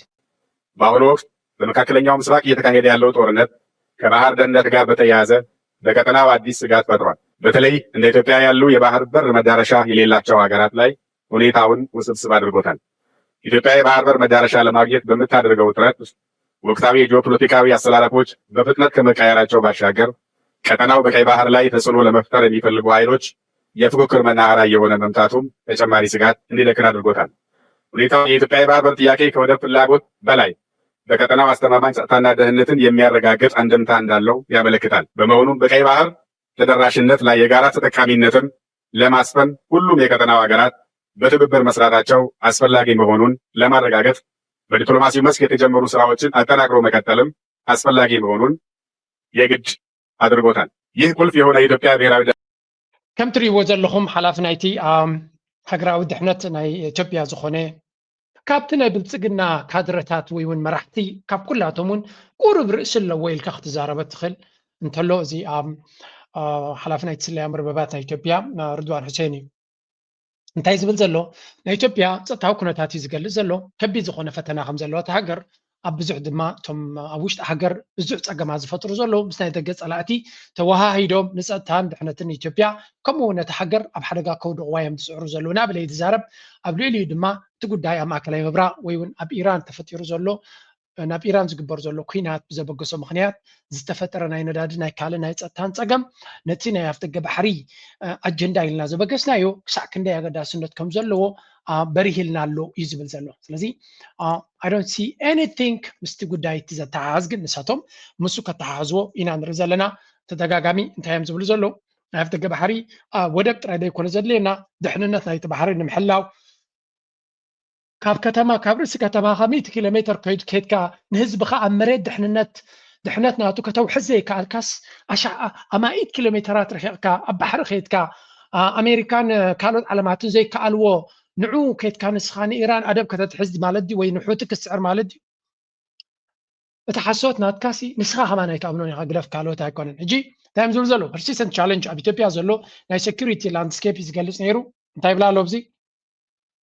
ኢትዮጵያ ኮምፕሌክስ ዝኾነ ናይ ሴኩሪቲ ፀገም ክብድ ዝበለ ናይ ፀጥታዊ ፀገም ከም ዘለዋ እዚ ድማ ፀረ ሰላም ዝኾነ ሓይልታት ግብረ ሽበራዊ ምንቅስቃሳት ግብረ ሽበራውን ፀረ ሰላም ሓይልታትን ግብረ ሽበራዊ ምንቅስቃሳትን ኣብ ክልል ኣምሓራን ክልል ኦሮሚያን እዩ ዝብል ዘሎ ኣብ ሕምብርትናትካ እንተኾንካ ዳ ኣብ ርእሰ ያለው እቶም ግብረ ሽበራ ዘይትብል ሓዳፊት እያካ ኣብ 4 ኪሎ ቁርብ ክንዚ ርሒቆም በዚ ኣደኖ ኣዲስ ኣበባ ፅቡቅ ገይረ ስለ ዘይፈልጣነ ኣብ ቦሎ ኮይንካሲ ናብ ኣደኖ ናብ ገለ ከባቢ ዘሎ ከይድካ ኣብዚ ከም የለን ኢልካ ምዝራብ ይመስል ትዘረባ ማለት እዩ ስለዚ ከምኡ ድማ root causes ongoing tensions stem from administrative dispute identity questions and land claims ስለዚ ትፀለና ፀገም ድማ ይብላሉ ኣብ ውሽጢ ኢትዮጵያ ዘሎ ፀገማት ካብ እንታይ ዝብገስ እዩ ምሕደራዊ ፀገም ናይ አይደንቲቲ ናይ ዓሌታዊ መበገሱ ዘለዎ ከምኡ ድማ ናይ መሬት ይብፅሓኒ እዩ ዝብል እዚኣቶም ኩሎም ውሽጣውያን ፀገም እዮም እዚኣቶም ኩላቶም ድማ ፅቡቅ መፍትሒ ተደጊርካሎም ቃልሲ ክገብሩ ህዝቢ ክቃለሰሎምን ክዋጋኣሎምን ክዋደቐሎምን ዝኽእሉ እዮም ምክንያቱ ጉዳይ ናይ ርስን ጉዳይ ናይ ህላወን ጉዳይ ናይ መንነትን ስለ ዝኾነ እዚኣቶም ቀደም ክትዕርይዎም ስለ ዘይከኣልኩም ናትኩም ፀገም እዮም ማንም ድማ ፀላኢ ሰደልኩም የለን ሽግርኩም በዓልኩም ክትፈትሑ እንትትኽእሉ እቲ ዝበለፀ እዩ institutional response security forces are working with public to maintain law and order ስለዚ ሓሶት እዚ ኩሉ ነገር ፈቲኖም ይሰልጦም የለን ኣብ ዞባዊ ዘይርጉነት ወይ ካነ ቀርን ኣፍሪካ ንዛረበሉ ዘለና ኢሉ ዝበሉኻ ናይ ሱዳን ክራይሲስ the escalating civil war in neighboring Sudan poses a direct risk እቲ civil war ወይ ካብ ኩናት ሓትሕድ ኣብ ሱዳን ዝግበር ዘሎ ንዓና ብቐጥታ ሓደጋ ክኾነና ይኽእል ይብላ ኣሎ ኣብ ሱዳን ዝግበር ዘሎ ኩናት ሓትሕድ ቀዳማይ ተሳውሮ ዘለኻ ብቐጥታ ብተዘዋዋሪ ንስኻ ኢኻ ስለዚ ብርግፅ እትሓዊ ክልብልበካ ምዃኑ ርዱእ እዩ ቴሮሪዝም Al-Shabaab and ISIS in Somalia are evolving their tactics and expanding their threat profile. እቲ ኣብ ሶማልያ ዝነበረ ናይ አይሲስ ይኹን ከምኡ ድማ ናይ አልሸባብ እናስፋሕፍሐ ይመፅእ ኣሎ ናባና እውን ከኣቱ ይኽእል ይብል ኣሎ የስ ኣይተርፈኩምን እዩ ምክንያቱ ነቶም አልሸባብ ባይ ዘ ወይ ካብቶም ግብረ ሽበራ ናይ አልሸባብ ዝበሃሉ ሓደ ዶኩመንት ዝተረኸበ ክንደይ ካብኣቶም ኢትዮጵያዊ መንነት ከም ዘለዎም እቶም ዕጡቃት እዩ ዝንገር ስለዚ ኣጋይ እቲ አልሸባብ ዝበሃል ካበይ ዝብገስ ምዃኑ እንታይ ዓይነት ሰራዊት ከም ዘለዎ መን ከም ዝሕግዞ ንምርድኡ ከቢድ ኣይኮነን ንኤርትራ ድማ ብሰንኪ እዚ ባዕሎም ዝፈጠርዎ ሓይሊ ንኤርትራ ኣጊዶማ ነይሮም ድራማ እዩ geopolitical shift ከምኡ ድማ rapidly changing dynamics in East Africa ስለዚ ኣብ ቀረን ኣፍሪካ ብዙሕ ነገር ይቀያየር ኣሎ ብቕልጡፍ ስለዚ ብቕልጡፍ ዝቀያየር ዘሎ ድማ ለውጢ ሓተና ኣሎ እዩ ዝብል ዘሎ ካልእ the Red Sea and maritime access ካይብላ ኣሎ ላንድ ሎክድ ስለ ዝኾና እዛ ማእከላይ ምብራቕ ዘሎ ፀገም ንዓና ዓብይ ብድሆ ስለ ዝፈጥር ዘሎ እቲ ናይ ኣፍ ደገ ባሕሪ ኢልና ንዛረበሉ ዘለና ዝያዳ ክድፋኣሉ ኣሎ ናብኡ ገፃ ድማ ፀለፍደፍ ክንብል ኣለና ይብሉ ኣሎ ክፀድፍ ክትብል ብጣሓል ድማ ከም ዘሎ ምፍላጥ የድሊ ምክንያቱ ጉዳይካ ዓድኻ ኣብ ከመይ ወዲቓላ ንሳቶም ግን ስቲል ኣብ ናይ ካልእ ዕግርግር እዮም ዘለው strategic goal Ethiopia's push for sea access is formed as an essential and long-term regional peace and security ስለዚ ሕቶ ናይ ኣፍ ደገ ባሕርና ናይ ህላወ ሕቶ እዩ ናይ ነዊሕ ዝጠመተ ስትራቴጂካዊ ዕላማ ስለ ዝኾነ ድማ ንስትራቴጂካዊ ዕላማኻ ኩሉ ዋጋ ክትከፍለሉ ቅቡል ስለ ዝኾነ እዩ ዝብል ዘሎ ብኻልእ ኣዘራርባ ንስኻ ናብ ኣፍ ደገ ባሕሪ ክኸይደ ናብ ኤርትራ ገፀይ ኣፍ ደገ ባሕሪ ክጥምት ስትራቴጂካዊ ክትብል ከለኻ ብግምጣሉ ኤርትራ ማለት ንስኻ ስርዓት ኣብ ስልጣን ምህላው ስትራቴጂካዊ ሓደጋ እዩ ኤርትራ ማለት እዩ the same it's just the opposite ዓሰብ ንምምላስ ስትራቴጂካዊ ሕቶ እዩ ዝብል እቲ ኣብይ ኣሕመድ ብኻልእ ኣዘራርባ ብልፅግና ንኤርትራ ስትራቴጂካዊ ፀላኢ እዩ ምክንያቱ ስትራቴጂካዊ ማለት ኣብ ነዊሕ እዋን ወላ 100 ዓመት ገይረ ተቓሊሰ ክረኽበለኒ ትብሎ ማለት እዩ ስትራቴጂክ ጎል ዝበሃልኩም እዩ ስለዚ ናብ ኤርትራ ዝጥምት ዘሎ ስትራቴጂካዊ ዕላማ ኣለኒ እንድሕር ኢልካ እቲ ከምኡ ዝብል ዘሎ ንኤርትራ ስትራቴጂካዊ ፀላኢ ናይ ነዊሕ ፀላኢ ክሰዓር ዘለዎ ድማ እዩ ሕድገት ክግበረሉ ይክእል ክሰዓር ዘለዎ እዩ እንዳስ ዋይ ሻዕብያ ከምዚ ናቶም ይፍክር የለን ብተግባር ግን የርእዮም ኣሎ እቲ ንሪኦ ዘለና ኩነታት ካብ ዜሮ ዝተበገሰ ኣይኮነን ከምኡ ድማ እዚ ንሪኦ ዘለና ነቲ ናቱ ስለያዊ ሓይልታት ገለ ንሕይሉ ኣለና ብላብላ ጀነፍሪት ገለ ብልለው the problem right now ንዓታቶም ገጢሞም ዘሎ እዚ ብክልተ መንገዲ ክንሪኦ ኢና ታቸው ተያያዥ ጉዳዮች ቢኖሩም በአማራ ክልል ምርጫው ሊካሄድ የማይችልባቸው ብዙ ነባራዊ ሁኔታዎች እያየን ነው። ዛሬ በትክክልም በአማራ ክልል ማን ነው የበላይነት ያለው ማን ነው አብዛኛውን የአማራን ቀጠና የተቆጣጠረው ለሚለው በቂ ምላሽ ከማስረጃ ጭምር የቀረበበት ዕለት ነው። አሜሪካ በዚህ ደረጃ እንግዲህ ከአዲስ አበባ በ100 ኪሎ ሜትር ራዲየስ ርቀት ላይ ባሉ አካባቢዎች በሙሉ የሰላም ሁኔታ እጅግ አሳሳቢ ነው። በኦሮሚያ ክልል በራሱ ብዙ ዞኖች ነው የተጠቀሱት። ወለጋ ሁሉም ዞኖች ተካተዋል። ሌሎች አካባቢዎች በኦሮሚያ ጉጂ፣ ቦረና፣ የምዕራብ ሸዋ አጠቃላይ አካባቢዎች፣ ደቡብ ሸዋ፣ ምዕራብ ሸዋ፣ ሰሜን ሸዋ፣ ምስራቅ ሸዋ ያልተጠቀሰ አካባቢ የለም። እነዚህ ሁሉ በሰላም እጦቱ እየተሰቃዩ እንደሆነ ተጠቅሷል። ስለዚህ ምርጫ የሚባለው ነገር ምንድን ነው? እስቲ የአሜሪካን የጉዞ ማስጠንቀቂያ ከምርጫው ጋር አገናኝተ እንዴት ተመለከተዋለህ? እንግዲህ ለንከኔ ሓደ ካብቲ ንብልጽግና ደሰንበደ ፍጻመ እንዲ ዘሎ ኣሜሪካ ሉከቴስማን አሚን ሲሪየስሊ ኣብዘን ዝሓለፈ መዓልታት ክልተ ነገራት ዓበይቲ ፍጻመታት እንዲና ርኢና ዘለና ኣብዚ ህዝቢ ኣምሓራ ከቢድ ዝኾነ ተቃውሞ ኣንጻር ብልጽግና ይገብር ኣሎ። ህዝቢ ተላዒሉ ኣሎ። በቲ ሓደ ወገን ህዝብን ዓበይቲ ዓድን ኣብ ልዕሊኡ በቲ ካልእ ድማ ከቢድ ዝኾነ ናይ ፀጥታ ፀገም እዚ ዓይነት ሃገራዊ ውሽጢ ዓድኻ ዘሎስ መንግስቲ ኣሎ ኢልካ ክትዛረበሉ ከቢድ እንድዩ ኣዝዩ ከቢድ ካብ ከቢድ ንላዕሊ ከቢድ ይውን ምክንያቱ ነቲ ከቢድ ዝብል ቃል ከማን ፅቡቅ ገይሩ ዝገልፆ ቃል ኣይኮነን። ሓቂ ፕሬዚደንት ኢሳያስ ነዚ ሰነፍ ክብሎ ናይ ብሓቂ ሰነፍ ዝኾነ መራሒ ስለ ዝኾነ ሰነፍ ተትብል ቃል ናይ ብሓቂ ትግቦ ቃል እያ እትምጥኖ ቃል እያ ብዘይ ቃል ዓለም ማለት እዩ። ዓዱ ዘየመሓደረ ዓዱ ፀጥታ ዘይወሓሰ ብዛዕባ ቀይሕ ባሕሪ ክህውትት ስክፍታ ዘይብሉ ስርዓት ኢና ንርኢ ዘለና። ስለዚ ኣሜሪካን ዓዲ እንግሊዝን ክልቲኦም ኣብዛ ዓዲ እዚ ብፍፁም መገሻ ከይተሓስብዎ ምክንያቱ እቲ ናይ ሴኩሪቲ ፀገም ናይ መጭወይቲ ድዩ ናይ ኩናት ድዩ ናይ ዕግርግር ድዩ ናይ ኩሉ ዓይነት ፀገም ስለ ዘሎ ብዛ ዓዲ ናብዛ ዓዲ ምኻድ ማለት ነብስኻ ቀቢፅካያ ኢኻ ናብዚ እንድሕሪ ከይድካ ንሕና ንሕተተልካን ኢና እዮም ዝብሉ ዘለዉ which is absolutely fantastic ከምዚ ዓይነት ዘረባ እዩ ዘድልየና ነይሩ። እንታይ ኢና ንርኢ ዘለና ኣብዚ እንድሕር ሪኢኹም ሃገር ኣከቢድ ዝኾነ ወጥሪ ኣትያቶ ከም ዘላ እዮም ዝነግሩ ዘለዉ። እቲ ገምጋም ናይ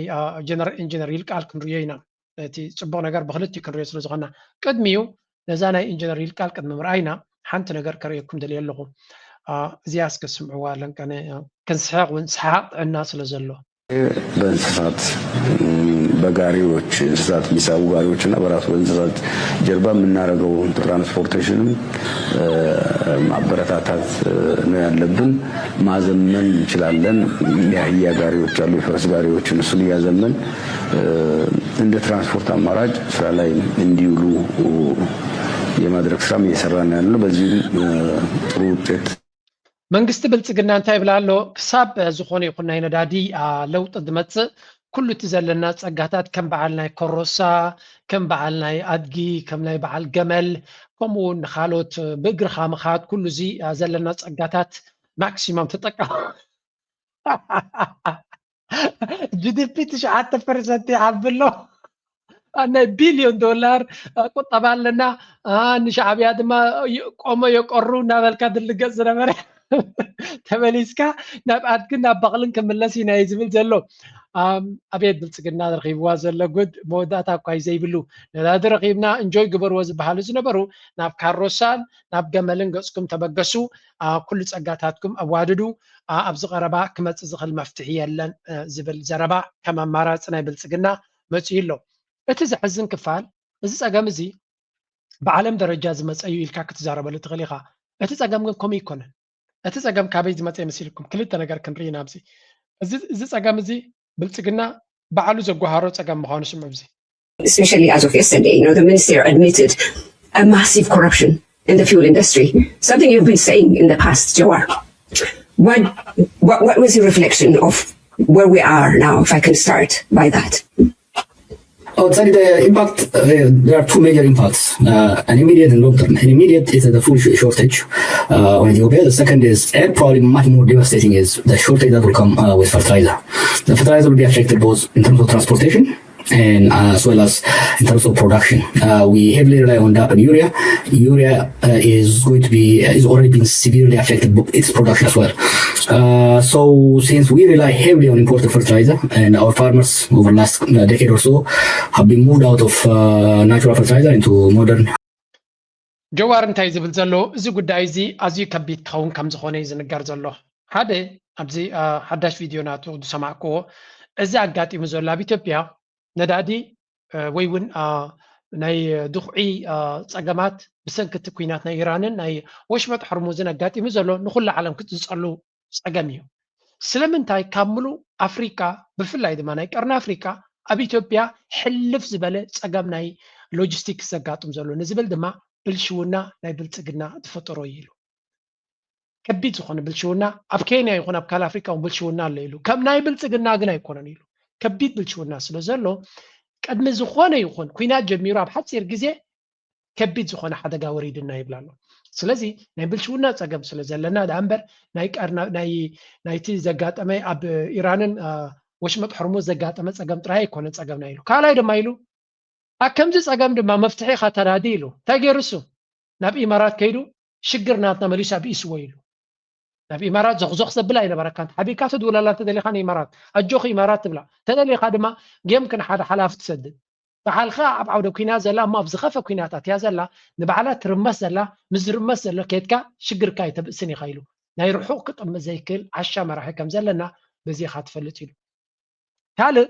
እንታይ ይብላ ኣሎ እቲ ጉዳይ እቲ ናብ ድኹዒ ድማ ቀይርዮ ይብላ ኣሎ ናብ ድኹዒ እንተቀይርክዮ ትፀገም ዘሎ ድኹዒ ብኩሉ መንገዲ ንህዝቢ ኢትዮጵያ ክሃሲ ዝኽእል ኢልዎ እንታይ ማለት እዩ እዚ እቲ ህዝቢ ኢትዮጵያ ሓፍ ኢሉ ኣንፃሩ ኣድማ ዝገብር ዘሎ ካብ ዜሮ ዝተበገሰ ከም ዘይኮነ እቲ ድኹዒ ሓደ ብሎጂስቲክስ ክርከብ ኣይኮነን ዝርካቡ ድማ ሎጂስቲክስ ስለ ዝኸብር ዘሎ መጓዓዝያ ከቢሩ ስለ ዘሎ ነዳዲ ስለዘየለ እቲ ዝርካቡ ካብ ወደብን ክመፀና ኣይክእልን እዩ እንተመፀ ድማ ፈፂሙ ሓረስታይ ክፃወረ ብዘይክእል ኣዝዩ ክቡር ዋጋ ይክኸውን ስለዚ ሓደ ኣብ እዋኑ ክመፅእ ኣይኮነን ስለዚ ንቃታ ነቲ ሓረስታይ ናይ ኢትዮጵያ 70% ህዝቢ ኢትዮጵያ ብቋንቋ ናይ ብስታቲስቲክስ ናይ ዶክተር ብርሃኑ ነጋ ሚኒስትር ትምህርቲ ናይ ኢትዮጵያ ዘሎ 70% ህዝብና ጥንታዊ ሕርሻ እዩ ዘሎ ዋላ እኳ ቴክኖሎጂ ዶ ምዕባለ ዶ እንደበልና 70% ህዝብና ጥንታዊ ሕርሻ እዩ ዝጥቀም ዘሎ ንሱ ድማ ካብቲ ተፈጥራዊ ድኹዒ ነቲ መሬት ናቱ ኣብዚ ዩርያ ዝበሃል ድኹዒ ኣብኡ ኢና ከም ዝሰግርን ንዑ እቲ መሬት ንዑ ከም ዝለምድ ጌርናዮ ስለዚ ነቲ ዝለመዶ እንተደይረኺቡ እቲ ሓረስታይ ዘጋጥም ዘሎ ኖርማል ሽግር ዘይኮነ ዓቢ ዕንወት ክወርድ ምዃኑን ዓበ ክሳራ ክወርድ ምዃኑን እዩ ዝነግር ዘሎ ስለዚ እዚ ሕጂ ገጢምና ዘሎ ፈተና እዚ ሕጂ ኣጋጢምና ዘሎ ፀገም ሸለል ኢልካ ወይ እውን ትም ኢልካ ወይ እውን ንእሽተይ ዘረባ ተዛሪብካ ጥራይ ክሰግሮ ትኽእል ፀገም ኣይኮነን እናበለ ዝገልፅ ዘሎ ከቢድ ዝኾነ ደርቂ ኣብቲ ዓዲ ከቢድ ዝኾነ ስቃይን ሽግርን ክመፅእ ከም ዝኾነ እዮም ዝነግሩ ዘለዉ and this is going to be devastating እዮም ዝብሎ ዘሎ እዚ ከቢድ ዝኾነ ሓደጋ ክፈጥር ዝኽእል ከቢድ ዝኾነ ፀገም ክፈጥር ዝኽእል ምዃኑ እዩ ህዝቢ ድሮ ነዚ ከይረኣየ ከሎ ኣንፃር ብልፅግና ከቢድ ዝኾነ ሰላማዊ ሰልፊ ዝገብር ዘሎ ስለምንታይ they already know እንታይ ይጋጥሞም ኣሎ ምርጫ ኢሉ ድራማ ዝገብረሎም ዘሎ ንምርጫ ንኻልእን መደብ ስለ ዘለዎ ይኮነ እንታይ ዳ ንዓታቶም ነቲ ህዝቢ ናይ ሻም ናይ ላምፂ ምርጫ ገይሩ ንዝመፅእ ዘሎ 8 ዓመት ስቃይ ንክፈጥር መደብ ስለ ዘለዎ እምበር ናይ ምርጫን ናይ ካልእ ቁጠባዊ ፕሮጀክሽንስን መደብን ስለ ዘለዎ ይኮነ ሕጂ ኣገይን ተመሊስካ ኣብቲ ነጥቢ ክትሪኦ ከለካ ሓደ ፕራይም ሚኒስተር 8 ዓመት ገይሩ ዘሎ ኣብ ስልጣን ዓመት ንሱ ዝመፀሉ ትፅምብለሉ ምክንያት የብልካ ፕራይም ሚኒስተር እንድሕር ኮይኑ ተመሪፁ እዩ ዘሎ ንኣብነት ዶናልድ ትራምፕ ተመሪፁ ኣሎ ድሕሪ ዓመት ናይ መምረፂኡ ሰለብሬት ኣይትገብሮን ኢኻ ኣብ ኢትዮጵያ ግን 8 ዓመት ገይሩ ከሎ ሰለብሬት ይገብርዎ ኣሎ ኣብ ኦሮሞ ሰለብሬት ይገብርዎ ኣሎ what does that even mean ንጉስ ድዩ ወላ እንታይ ንጉስ ዝተንሰኣልካ ወይ ገለመለ ኣራይ ከም ክትገብር ትኽእል ኢኻ there is nothing ብዛዕባ ኣብይ ኣሕመድ ኣብ ነፍሶ ከፍ ዓመት ሰለብሬት ትገብሮ he is just a prime minister በቲ ሕጊ ንሱ ዝብሎ ዘሎ በቲ ዲሞክራሲያዊት ሃገር እያ ዝብሎ ዘሎ ንኣብይ ኣሕመድ ሰለብሬት ትገብረሉ ምክንያት የብልካ ምክንያቱ just ሓደ መራሒ እዩ ድሕሪ ድማ ካልእ ክትከአሉ ኢኻ ክትብል ዝግባእካ no the guy is ኣብይ ኣሕመድ ንጉስ ክኸውን ሕልሚ ዘለዎ ከም ንጉስ ከኽብርዎ ዝደሊ ግን ክሳብ ንጉስ ዝኸውን ስለ ዘይተዳለወሉ ፕራይም ሚኒስተር ኢልኩም ፀውዑን ዝብል ዘሎ እዩ ዝኾነ ኣጋጢሙ ዘሎ ኩነታት ኣዝዩ ከቢድ ምዃኑ ኢና ዝርዳእና ዘሎ ምናልባት እዚ ኣቕል ኣቢልኩም ትሪእዎ ዘለኹም ናይ ነዳዲ እቲ ናይ ነዳዲ ትርጉም ናቱ ናይ ኢትዮጵያውያን ስለተሸገሩ ወይ ንሱ ኣገዲስና ኣይኮነን ቀንዲ ኣገዳሲ ነገር ኣለዎ ኣብዚ ይሄ የነዳጅ እጦት በከፍተኛ ያስፈራው አብይን አሁን ዴፖን እየተጠቀሙ ነው የዴፖ ማለት ለኢመርጀንሲ ያስቀመጡትን እየተጠቀሙ ነው ስለዚህ አሁን ይሄ ነዳጅ ጠፋ ማለት እኮ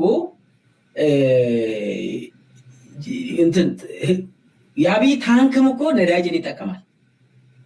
ድሮኖችም ነዳጅን ይጠቀማሉ ጄቶችም ነዳጅን ይጠቀማሉ አየር መንገድ አንተ ቅድም ያነሳው ነዳጅን ይጠቀማል። ትራንስፖርት ሙሉ በሙሉ የአብይ ትራንስፖርት አሁን ይሄ ነገር በፍጥነት መፍትሄ አብይ ካላገኘ የአብይ ወታደር ከኦኤልኤና ከፋኖ ጋር በክላሽ ብቻ ይሆናል ጨዋታው። ሙሉ በሙሉ ወደ ክላሽነት ይቀየራል። እኩል ነው የምትሆነው። ከዚህ በፊቱ ከላይ የደበደብክ በታንክ ምናምን እየሄድክ በመኪና حتى أبي زرغي بوزن لقود كوا ودا تايم زبل زلوا نأبي إذا أقاتي مزلوا تسجم نايزا ندادد مدفو إذا بيتوبي أنتاي كبلعي أنتاي كستيو بخماي كنبريم نسو يكون ناج أني غوزن ليلو نأبي أحمد أبقى تابي ووتو زتن كفا قد دايس لزلوا هذا أبوغ زتك أملن زلوا نفرتي ندادي أدليان جيت فيلد ما ناي جيتات ندادي دما تزخبرن زي ركب زلوني هيكون النوع نبع اليوكي نبع الفرنسا نبع اليابان نبع دبوب كوريا سنغافور شجر كوينو مال سلازي جيت فيول عبس أقام كونيو أتا أنكو ممكحتنا توتا إثيوبيان إيرلاينز تا ناوز أي شرف تمسألو زلا نسا جراوندد كتكون تخلوي كبيت حدا كور داخلي حدا بلالي تالاي مسفانو شنز واغازلو نفرت كوينات يتكمالو درونات يتكمالو كال نغر يتكمالو زياتهم كبر نداديم دوستو سلازي إذن تزيلي سراويتنا بلتقنا دروناتن جيتاتن نحجزو هليكوبتراتن نحجزو خلا خمان كعوات زي كل زلو بكلاشين ترايك واقع انت تقديدون تاي كوني مقو عزيا زي بلو تقيم زقادة عزاقتي ودكاتناتو ابحث يرقزيك كوني سبو كساع كندي كبيد نسوز حسب زلو نسمين كيدون يرتراخ واقع نسوز دليو زلو بنفرتن بقالنس قبلت النتجيورنا بيرترا عسب كحزن ورب كحزن قاتي موزل كنا ندما سراويتنا تو قعزلو زي كل حجي نتديبو نتعاقير وزن بر نحماق وان تباهيلو تعاقير وزن بر نتاتي ندادي نعويز تقام زلو سلازي از حجي وريدو وزلو شجرن بدهون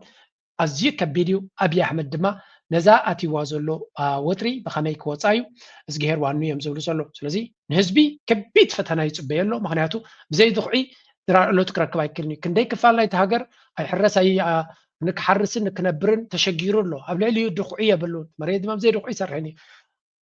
تراكترات بتراكتر زحرس حزبي نداد صقمالو ስለዚህ ንሱን ክርከብ አይከልኒ ኩሉ ትንሪዮ ዘለና ሓንቲ ነገር ክውስኸልኩም እየ ምንታን እዚ ነገር እዚ ያሞ ሕጂ ኮ ክፍታሕ ይኽእል እዩ ገለገለ ኢሉ ተስፋ ዝገብር ሰብ ከሎ ቐሊና ናይ ብልፅግና ፀገም ብቐሊሉ ክፍታሕ ዘይክእል ከቢድ ፀገም ንነዊሕ እዋን ክቕፅል ዝኽእል ፀገም ምዃኑ ክነግረኩም ስለ ዘለኹ I'm going to give you even more challenges ሓደ እዚ ኩናት እዚ ቀሊል ከም ዘይኮነን ኣብ ድማ ተስፋ ከም ዘይብሉን ነዛ ቪድዮ መክበኩም ከተሓዛ ምስናትና ብዙሕ ዝተሓሓዝ ምክንያት ስለ ዘለዎ እዚኣ ስምዑለይ is collapsing. Even if the war continues just till the end of April, a couple weeks, the UAE is predicted to see its economy shrink by 3 to 5%. Now, this is actually quite a lot because, for instance, back in 2025, the worst performing economy, Haiti, its economy shrunk by only 3%. But to make matters worse, the war is not going to end by April. It's going to continue for quite a while longer. I predict the war is going to probably continue into 2027, but for what it's worth, around half of people on Polymarket think that the war will continue at least for another 3 months. So for the United Arab Emirates, what you're going to see is an economic collapse worse than the Great Depression. Since the war began, the value of the Dubai stock market has declined by roughly 1/4, resulting in $120 billion being lost across the various stock markets in the UAE. Dubai's housing longer. I predict the war is going እዛ ቪድዮ እዚኣ ኣካል ናይተን ብዙሓት ቪድዮታት ዝስራሓ ዘለዋ እየን ቀንዲ ካብኡ ናይ ቁጠባ ናይ ኢማራት ብሕማቅ ክፅሎ ከም ዝኽእል እዩ ዝነግር ተቐንዲ ኣገዳሲ ኣብዚ ኣርእሲ ግን እዚ ኩናት እዚ ሓፂር ኩናት ኣይኮነን ኣብዚ ቀረባ ዝርዮ ፀናሕኩ ስታቲስቲክስ እንታይ ይብላ ኣሎ እቲ ኩናት ኣብ ክሳብ መወዳእታ ናይ ዝወርሒ 4 ኣሜሪካ እቲ ናይ ኣጋር ሰራዊት ናታ ኣብ መወዳእታ ናይ ወርሒ 4 ቢላ ክትእትዎ ከም ትኽእል እዩ ዝንገር ዘሎ እቲ ተኽእሎ እቲ ፕሮባቢሊቲ ናቱ ድማ 80% በፂሕ ኣሎ ስለዚ ብዙሓት ከም ዝግምግምዎ ዘሎ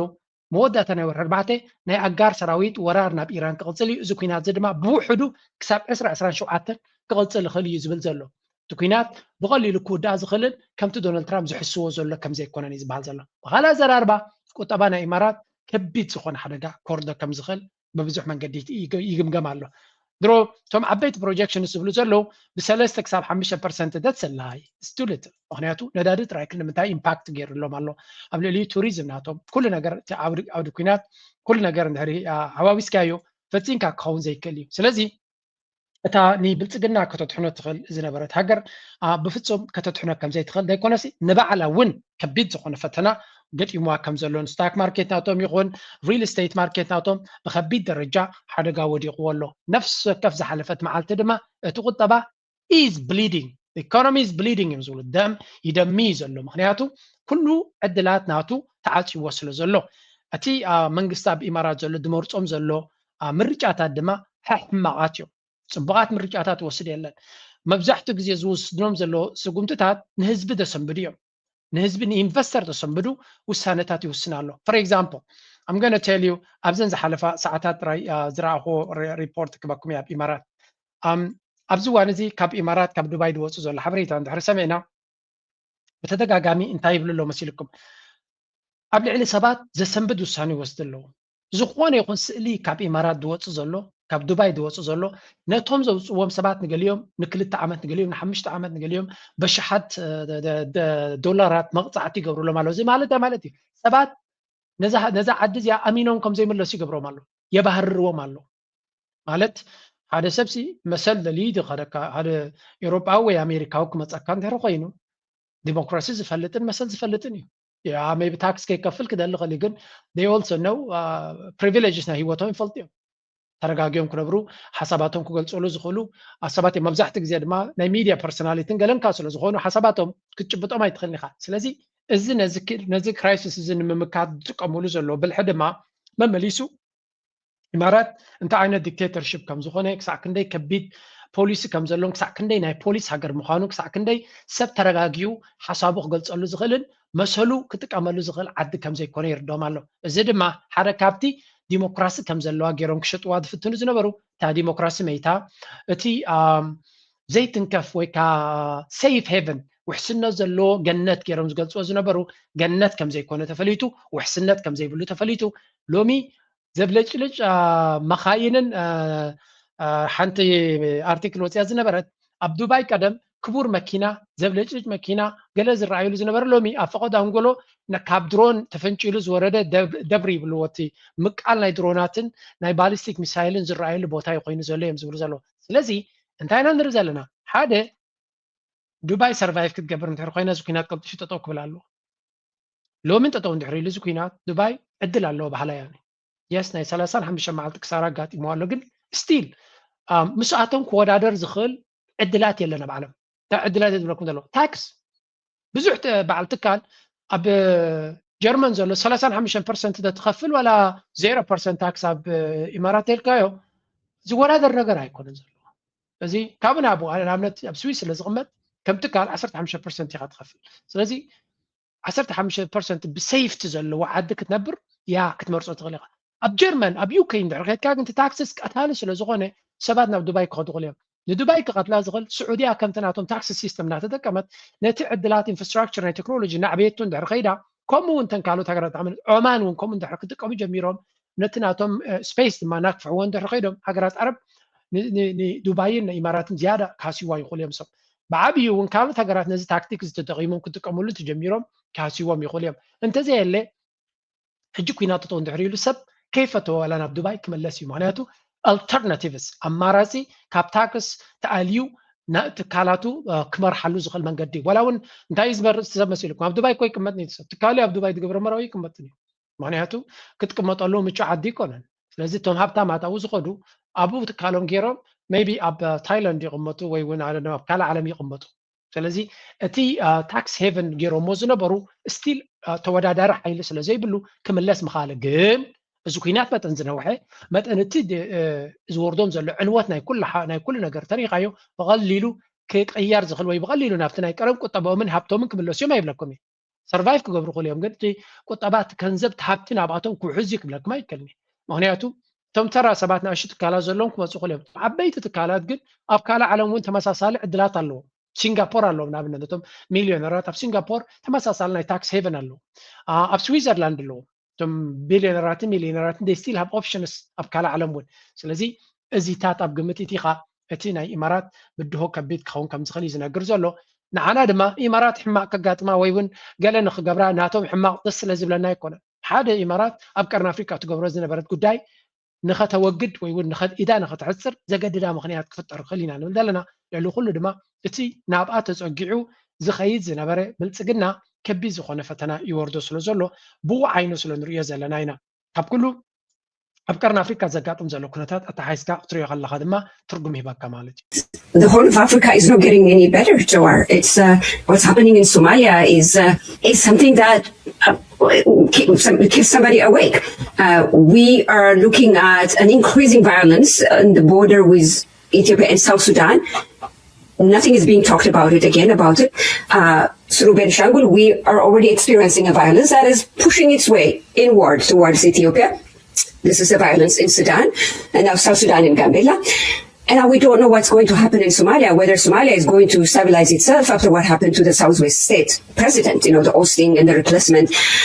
The pattern reminds me of what happened in Tigray, pre-Tigray war in 2020. And yet still there is that lack of national conversation. And that is why I really want to hear from you, Jawar, what is happening in the Horn of Africa and where is Ethiopia at the moment? እንታዮም ዝዛረቡ ዘለው እቶም ናይ ኢትዮጵያ ጀዋርን ንሳን ማለት እዩ ካብቲ ኣብ ኢትዮጵያ ዘሎ ኩነታት ብዙሕ ዘይዝረበሉ መዓት ፀገማት እዩ ዘለና ትብል ኣሎ ንኣብነት ኢትዮጵያ ምስ ሓንቲ ካርታ ነይራትኒ እንተረኺበያ መከርየኩም እታ ካርታ ብዙሕ ክትገልፀልና ስለትኽእል where was that map man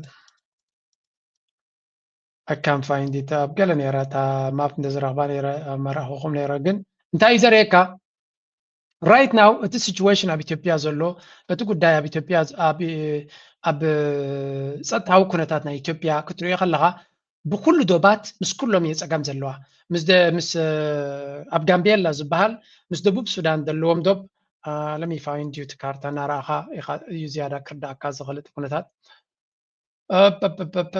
where are you ካርታ ናይ ኢትዮጵያ let's find the map ካርታታት ንኽትረክቡን ቁርብ ክብድ በለን ድዩ I am searching to find this thing ኣብዚያ ትህሉ ትኾን እያ to the Eastern regional influence okay ሕጂ እዚ ናይ ቀርኒ ኣፍሪካ እንድዩ ናይ ቀርኒ ኣፍሪካ ካርታ እንድየ ከሪአኩም ደልየ ኣለኹም ኣብዚ መንምፃእ ኩሉ ግዜ እቲ ካርታ ምስ ረኣኻ እቲ ዘሎ ኩነታት ቡጌርካ ከተገናዝቦ ትኽእል ናይ ቀርኒ ኣፍሪካ ዝያዳ ተረኺብና ናይ ኤርትራ ናይ ኢትዮጵያን እንዲዮም ሶም ዝያዳ ድመርፁ ኩሉ ግዜ where is this map ናይ ኤርትራ ጥራዮም ሂቦምና ዘሎ let me find another one ሕጂ ሓደ ካብቲ ዶብ ንሪኦ ዘለና ነዚ እንዲ ድመስል እንታይ ዘርእየና ዘሎ እዚ ኣብ ምስ ደቡብ ሱዳን ኣብ ዘራኽቦም ናይ ጋምቤላ ዝበሃል እቲ ጋምቤላ ዝበሃልን ቤንሻንጉል ዝበሃሉን ክልቲኦም ኣገደሲ ቦታታት እዮም ሓደ እቲ ጋምቤላ ምስ ደቡብ ሱዳን እዩ ዝራኸብ ወርቂ ናይ ኢትዮጵያ ድማ ኣብኡ ተረኺብሎ ስለዚ እቲ ጋምቤላ ዝበሃል ተደጋጋሚ ግርጭት ክረኣዮን ካብ ደቡብ ሱዳን ዝምገሱ ዝተፈላለዩ ዕላማታት ክገብሩ ኣብቲ ቦታ ተራእዩሎ ከምኡ ድማ እቲ ቤንሻንጉል ዝበሃል ቦታ እውን ነብሱ ዝኻለ ምስቲ ኩናት ናይ ሱዳን ዝገብሮ ዘሎ ምትእትታው ብዙሕ ናይ ሴኪሪቲ ፀገም ተረኺብሎ ብኻልእ ድማ ናብ ደቡብ ገፅካ ክትከይድ ከለኻ ናብ ሶማልያ ገፅካ ክትገብር ከለኻ እውን ካልእ ፀገም ኣብቲ ብፍላይ ሳውዘርን ስቴት ናይ ሶማልያ ዝብልዎ ብልፅግና ኢድ ዝነበሮም ኢትዮጵያ ኢድ ዝነበሮም ኣብኡ እቲ መራሒ ናይቲ ክልል ተሳዒሩ ወፂኡ ኣሎ ስለዚ እዚ ጉዳይ እዚ ናበይ ክኸይድ ይኽእል ምስ ኤርትራ ዝግበር ዘሎ ምስ ትግራይ ዝግበር ዘሎ ኩነታት ኣብ ግምት ኢኻ ናበይ ክኸይድ ይኽእል ዝብል ሕቶ እዩ ንጀዋር ዝመፅእ ዘሎ understand it. Listen,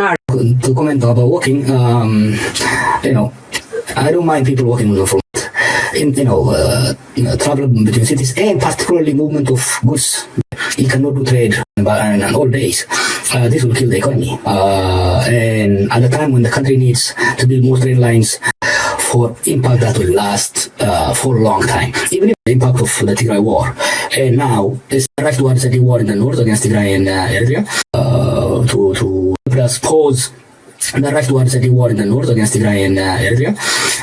because the main sponsor UAE is busy fighting for its life, so they don't have they couldn't give us a full focus to help us fight each other. So and the other is also food shortage has crippled Abiy's ability to wage. ኣብዚ ሕጂ ክልተ ሰለስተ ነጥብታት እንድዩ ዝትንክፍ ጀዋር ሓደ እንታይ ይብላ ኣሎ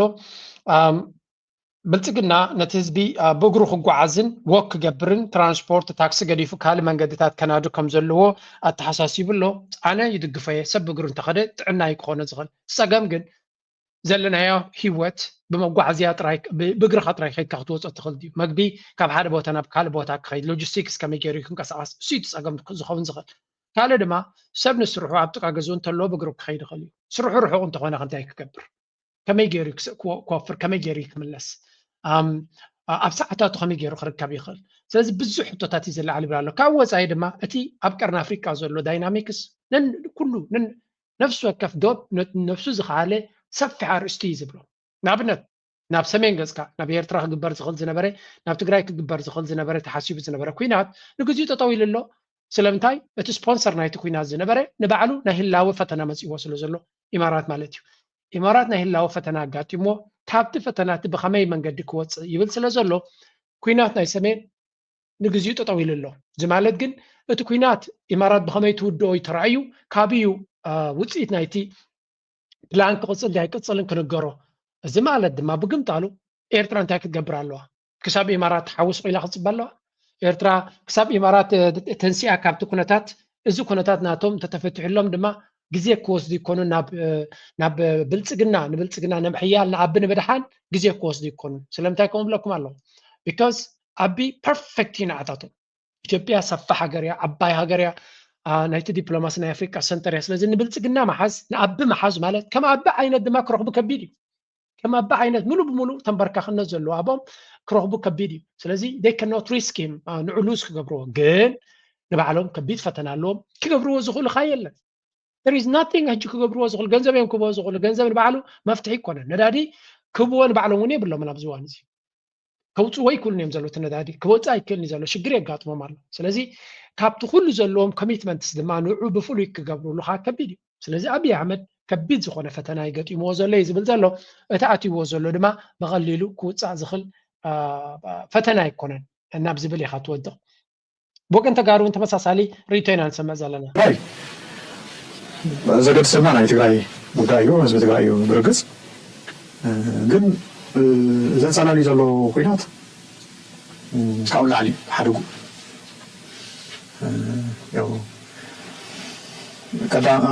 ቀዳምነት ሰሪዖሞ ዘለዎ ፀላኢ ትግራይ እዩ ንፈልጥ ኢና ግን መንግስቲ ኢትዮጵያ ኣብ ብዙሕ ህዝብታትን ዓድታትን እዮም ከምዚ ዓይነት ብሄራዊ ሓደጋ ደቂኑ ዘሎ ጎረቤትና ህዝቢ ኣምሓራ ንሪኦ ኣለና ህዝቢ ኣምሓራ እውን ልክዕ ከም ትግራይ ናይ ህልውና ሓደጋ ኣንፀላልዩ ኣሎ ኢሉ ይቃለስ ኣሎ ኦሮሚያ ተመሳሳሊ ኣብ ካልኦት ከባብታት ኢትዮጵያ ጉቡዝ ንበሎ በርታ ንበሎ ጦር መሳሪያ ቴክኒካዊ ድጋፍና መረጃ በማቅረብ ግጭቱ እንዳይቆም ስታደርግ በሌላ በኩል ደግሞ የአባይ ዘቦች ወይም ጋርዲያንስ ኦፍ ዘ ናይል በሚል መጠሪያ ተከታታይ የጋራ ወታደራዊ ልምምዶችን በማካሄድ በኢትዮጵያ ላይ ስነ ልቦናዊ ጫና ለመፍጠር ሞክራለች። ይህም ሱዳን ከታሪካዊ ጎረቤቷ ከኢትዮጵያ ጋር ያላትን የህዝብ ለህዝብ ትስስርና የንግድ ግንኙነት ገፍታ የግብፅን ስትራቴጂያዊ ፍላጎት ለማስፈጸም ተላላኪ እንድትሆን አድርጓታል። ይህ ሂደት ሱዳንን ከቀጠናዊ አጋርነት ወደ ግብፅ የጸጥታ ተቀጥላነት ዝቅ አድርጓታል። ለንቀነዝ ዝዛረብዎ ዘለዉ ድማ ጉዳይ ናይ ግብፂ ምስ ሰራዊት ሱዳን ብቐጥታ ወታደራዊ ምትእትታው ጌራ ኣላ ሰራዊት ናታ ኢትያላ ዝብል ካድረታት ናይ ብልፅግና መዓልታዊ ክዛረብሉ ዝውዕሉ ዘለዉ እዩ እዚ ድማ ሰራዊት ናይ ሱዳን ምክንያት ረኺቡሎ ናይ ግብፂ ሰራዊት ኢዱ ንክእቱ ስለምንታይ ኢትዮጵያ ብቐጥታ ምስ ዳዕመ ሰሪዕ ኮይና ነቲ ኣገዳሲ ክፋላት ናይቲ ብሉ ናይል ዝበሃል ስቴት ናብኡ ገፃ ክትኣቱን ብኡ ከተስፋሕፍዕን ስለ ዝፈተነት ነቲ ዳዕመ ሰሪዕ ድማ ዝኣክል መንከሲ ቦታ ሂብዎ ስለ ዘለው ግብፂ ድማ ነዚ ምክንያት ተጠቂማ ምስቲ ኢትዮጵያ ኣብ ድልቁስቁስ ዝበለ ዘሎ ኩነታት ዘለዎ ተጠቂማ ብፍላይ በዚ ብሉ ናይል ዝበሃል ቦታ ጌርካ ቀንጣ ነቲ ጌርድ ዝበሃል ከባቢ ንምቁፅፃር ድዩ ኣብቲ ከባቢታ ሓደጋ ንምፍጣር እቲ ዝበለፀ ዕድል ክጥቀምሉ ዝኽእሉ ሕጂ እዩ ብልፅግና ከቢድ ዝኾነ ፈተና ወሪድዎ ስለ ዘሎ ግብፃውያን ንባዕሎም ከቢድ ፈተና ወሪድዎም ኣሎ እዚ ናይ ነዳዲ ፀገም ንግብፂ እውን ከቢድ ፈተና እዩ ትሕቶ ኣብ ውሽጦም ንሓድሕዱ ዝቃተል ህዝቢ የብሎምን ሰው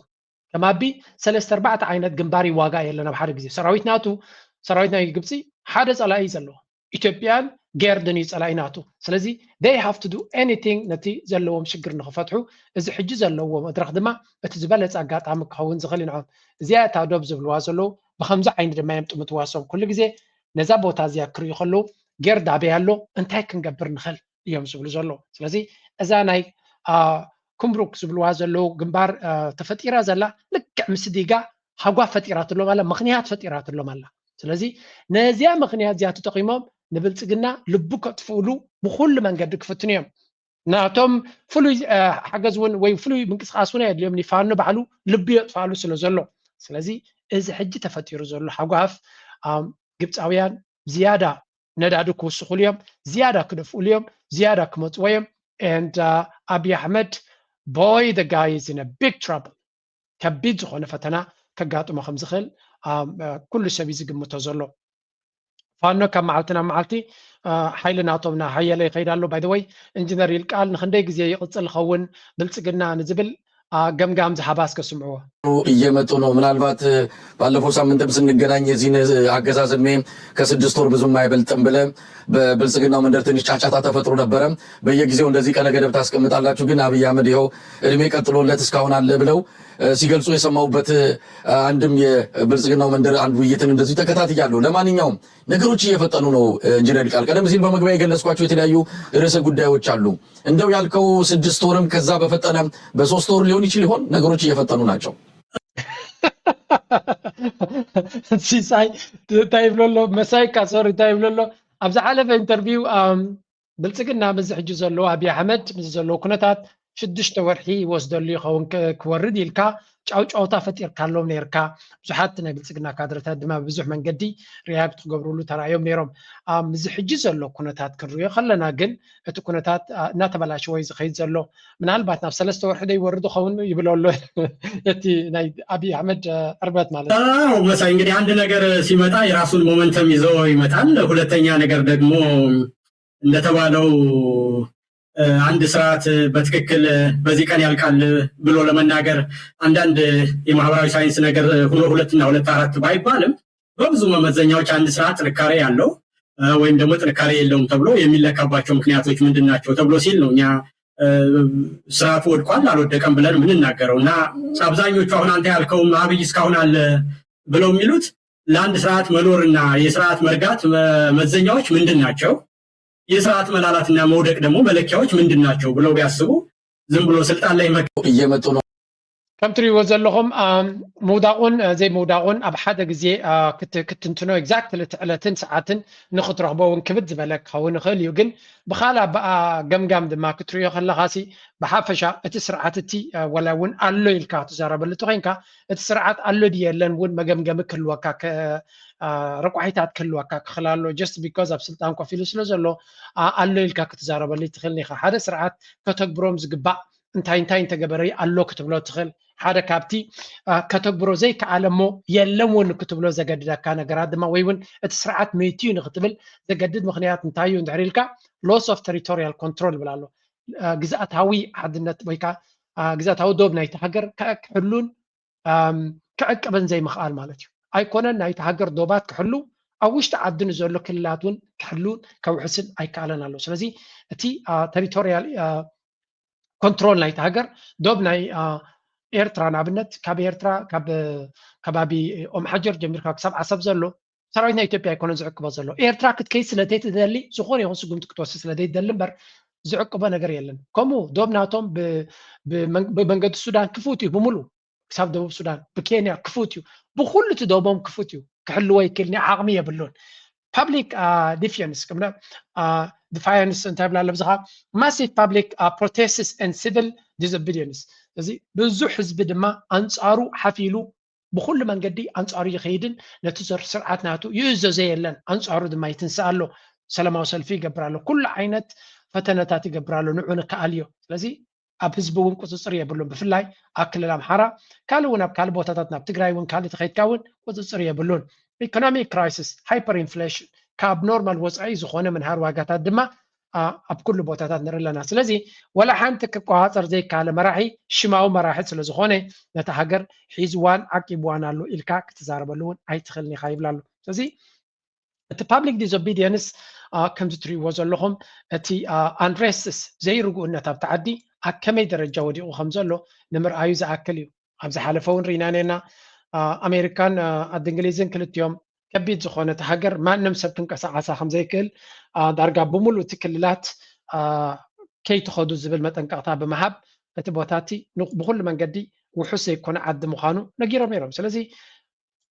እዚ ስርዓት እዚ ወላ እውን ኣብ ኣዲስ ኣበባ ኮፍ ክብል ዝደልይዎን ንክህሉ ዝደልይዎን ሓይልታት እንተለዉ ስለ ዘለዉ ይደሎ እምበር ዓቕሚ ስለ ዘለዎ ወይ እውን ንክህሉ ዘኽእሎ ሌጂቲመሲ ተቐባልነት ስለ ዘለዎ ኣይኮነን ወይ እውን ሓይሊ ስለ ዘለዎ ኣይኮነን ክወድቕ ስለ ዘይድለ ዘሎ ጥራዩ ኣብ ስልጣን ኮፍ ኣቢሎሞ ዘለዎ ይብል ኣሎ ኣሚን ኣብ ፈቐዱ ንሪኦ ዘለና ጉዳይ ድማ ነቲ ናይ ብልፅግና ዓቕሚ ኮምፕሮማይስድ ኮይኑ ከም ዘሎን ዓቕሚ ናቱ ኣዝዩ መይቲ ዘሎ ስርዓት ከም ዝኾነ እዩ ዝንገር ዘሎ ንስገር ናብቲ ካልእ ንሰምዖ ዘለና ጉዳያት ድማ ክንሰግር ብዙሕ ኣርእስታት ስለ ዘለኒ ሓደ ካብ ትግራይ ዝመፅእ ዘሎ ሓበሬታ ናይ ትግራይ ጉዳይ ሰፊሕ ኣጀንዳ ሂቦሞ ስለ ዘሎ ለንቀነ ኣብዚኣ ሓንቲ ካብቲ እዚ ናይ ምዕራባዊ ግንባር ኢሎም ናይ ትግራይ ኣውፅኦሞ ዝነበሩ ቪድዮ ነይራ ለሚሸውዩ ወርዝስ ኣብ ዝስምዕዎ እጅ ትምራሕ ግንባር ምዕራብ ቁፅሪ ሓደ ጸላእቲ ኣብ ልዕሊ ዝበለቶም ተጋሩ ዘየናሕስ ስጉምቲ ክትወስድ ትሓኒ ኣላ ጀነራል ምግበይ ዝእዝዞም ግንባር ምዕራብ ኣብ ልዕሊቶም ንሓደ ጉጅለ ፖለቲካ ኣይንዕስከርን ኢሎም ውግንና ንህዝቢ ብዝብል አንጻር ሕወሓት ንምቅላስ ካብ ትግራይ ወፂኦም ሓይሎም የጠናኽሩ ከም ዘለው ዝገልጹ ጀነራላት ትግራይን ንዕጡቃቶምን ተሪር መፈራርሕ መግለፂ ዘርጊሕሎ ኣብ ግንባር ምዕራብ ትርከብ ኣርሚ 35 ዘርግሐቶ መግለፂ ካብ ኩሉ ንላዕሊ ተጋሩ ኮይኖም ምስ ካልኦት ሓይልታት ተላፊኖም አንጻርና ዝተሰለፉ ወገናትዮም ቀንዲ ጸላእትና ኢላላ እቲ ኣርሚ ሰራዊት ትግራይ ብመሪር መስዋዕቲ ዝረኸቦ ስምምዕ ሰላም ፕሪቶሪያ ንኽኽበር ምንተ ሰላም ኢሉ ተጸሚሙ ከም ዝጸንሐ ዘኻኺር ኣላ ብወገን ትግራይ እቲ ስምምዕ ንምትግባር ከም ዝስራሕ ስርዓት ብልጽግና ግን ኣይገበሮን ዝበለት ኣርሚ 35 ብመሰረት እቲ ውዕሊ ግዛታዊ ሓድነት ትግራይ ከም ዘይተረጋገጸ ተመዛበልቲ ወገናት ከይተመለሱ በጀት ህዝቢ ትግራይ ከይተለኣኸ ህንፀት ዳግመ ሕውየት ትግራይ ከይጅምር ተገይሩ ብምባል ነቒፋ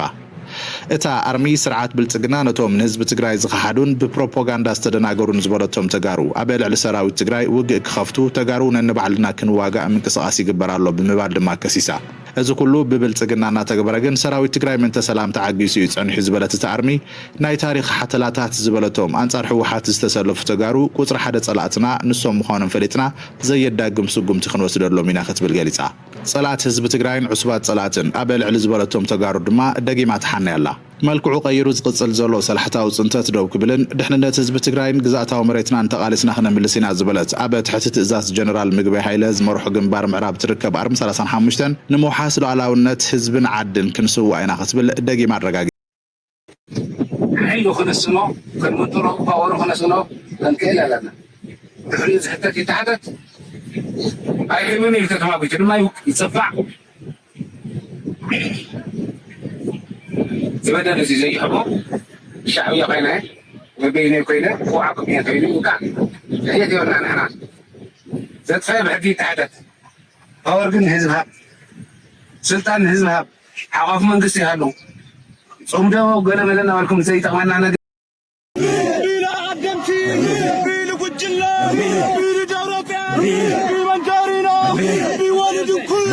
بوالد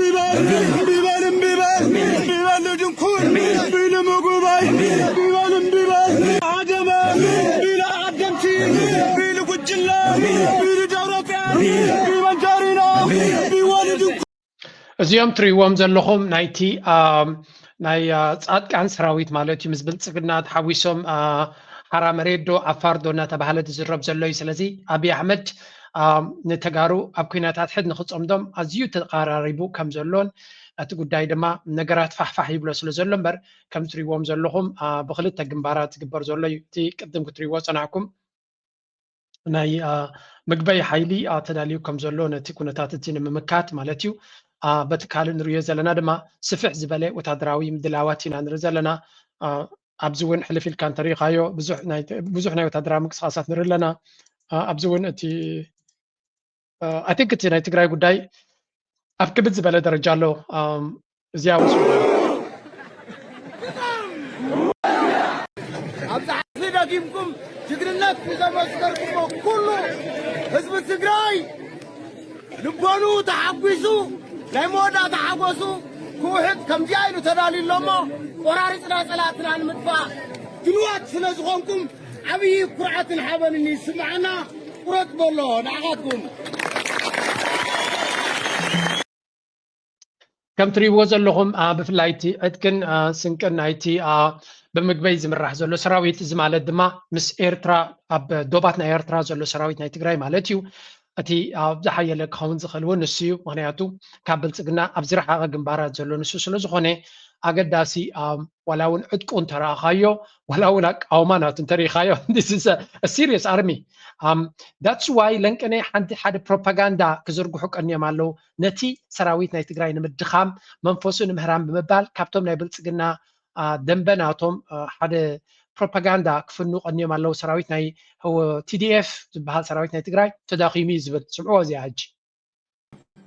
لعلي كل تميتنا 50 شح زنبرو قصر TDF حزي تحتي 45 شح كم زوردة زملكت سند لحيهم والتهدراو صبصبات كونتات بزحتي كاب كورن لعلي سبحلن تأمانتون هو حات مخانو زعوجة عطوق سراوي تقرأي زملكت قصرو إيمانا من كم زلو اتي لحيخو عب محبراوي مراقبيتات زرقح سند عملكي تلام حدويش مذكر حيل سب TDF مخانو اتو منجتات زرقح وسند كابتي قدمو بمراحتي جيجام محدار تقرأي زقلت زنبرو قصري بزقر من قديم حزي قصر TDF تمانامين مخانو زملكت بمسرة زحديش السند اتي تسوى عنتون هو حات مخانو زرقاقصم مرحتو زعوجو TDF حزي بزحو بدمر 40 كلتن شحن شوعات ميتن 10 سلوستن عطوقات زلو مخانو اتي كم تريو زلهم ازي حبريتا ببلصقنا ببزحات ጨናፍራትና ቱክ ዝርጋሕ ቀኒ ኢሎ ዝኻንታይ ዘሪ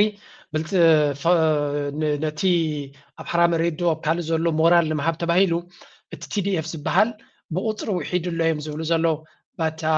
if this is what the TDF looks like كترين خلاها نزز مسل ندحر قوين TDF أب كتر زي كنا بقعتي خاطر زلكا صبوز هون مدلاواتن أعمل زلوا ويد مسل and I think تي بلتقنا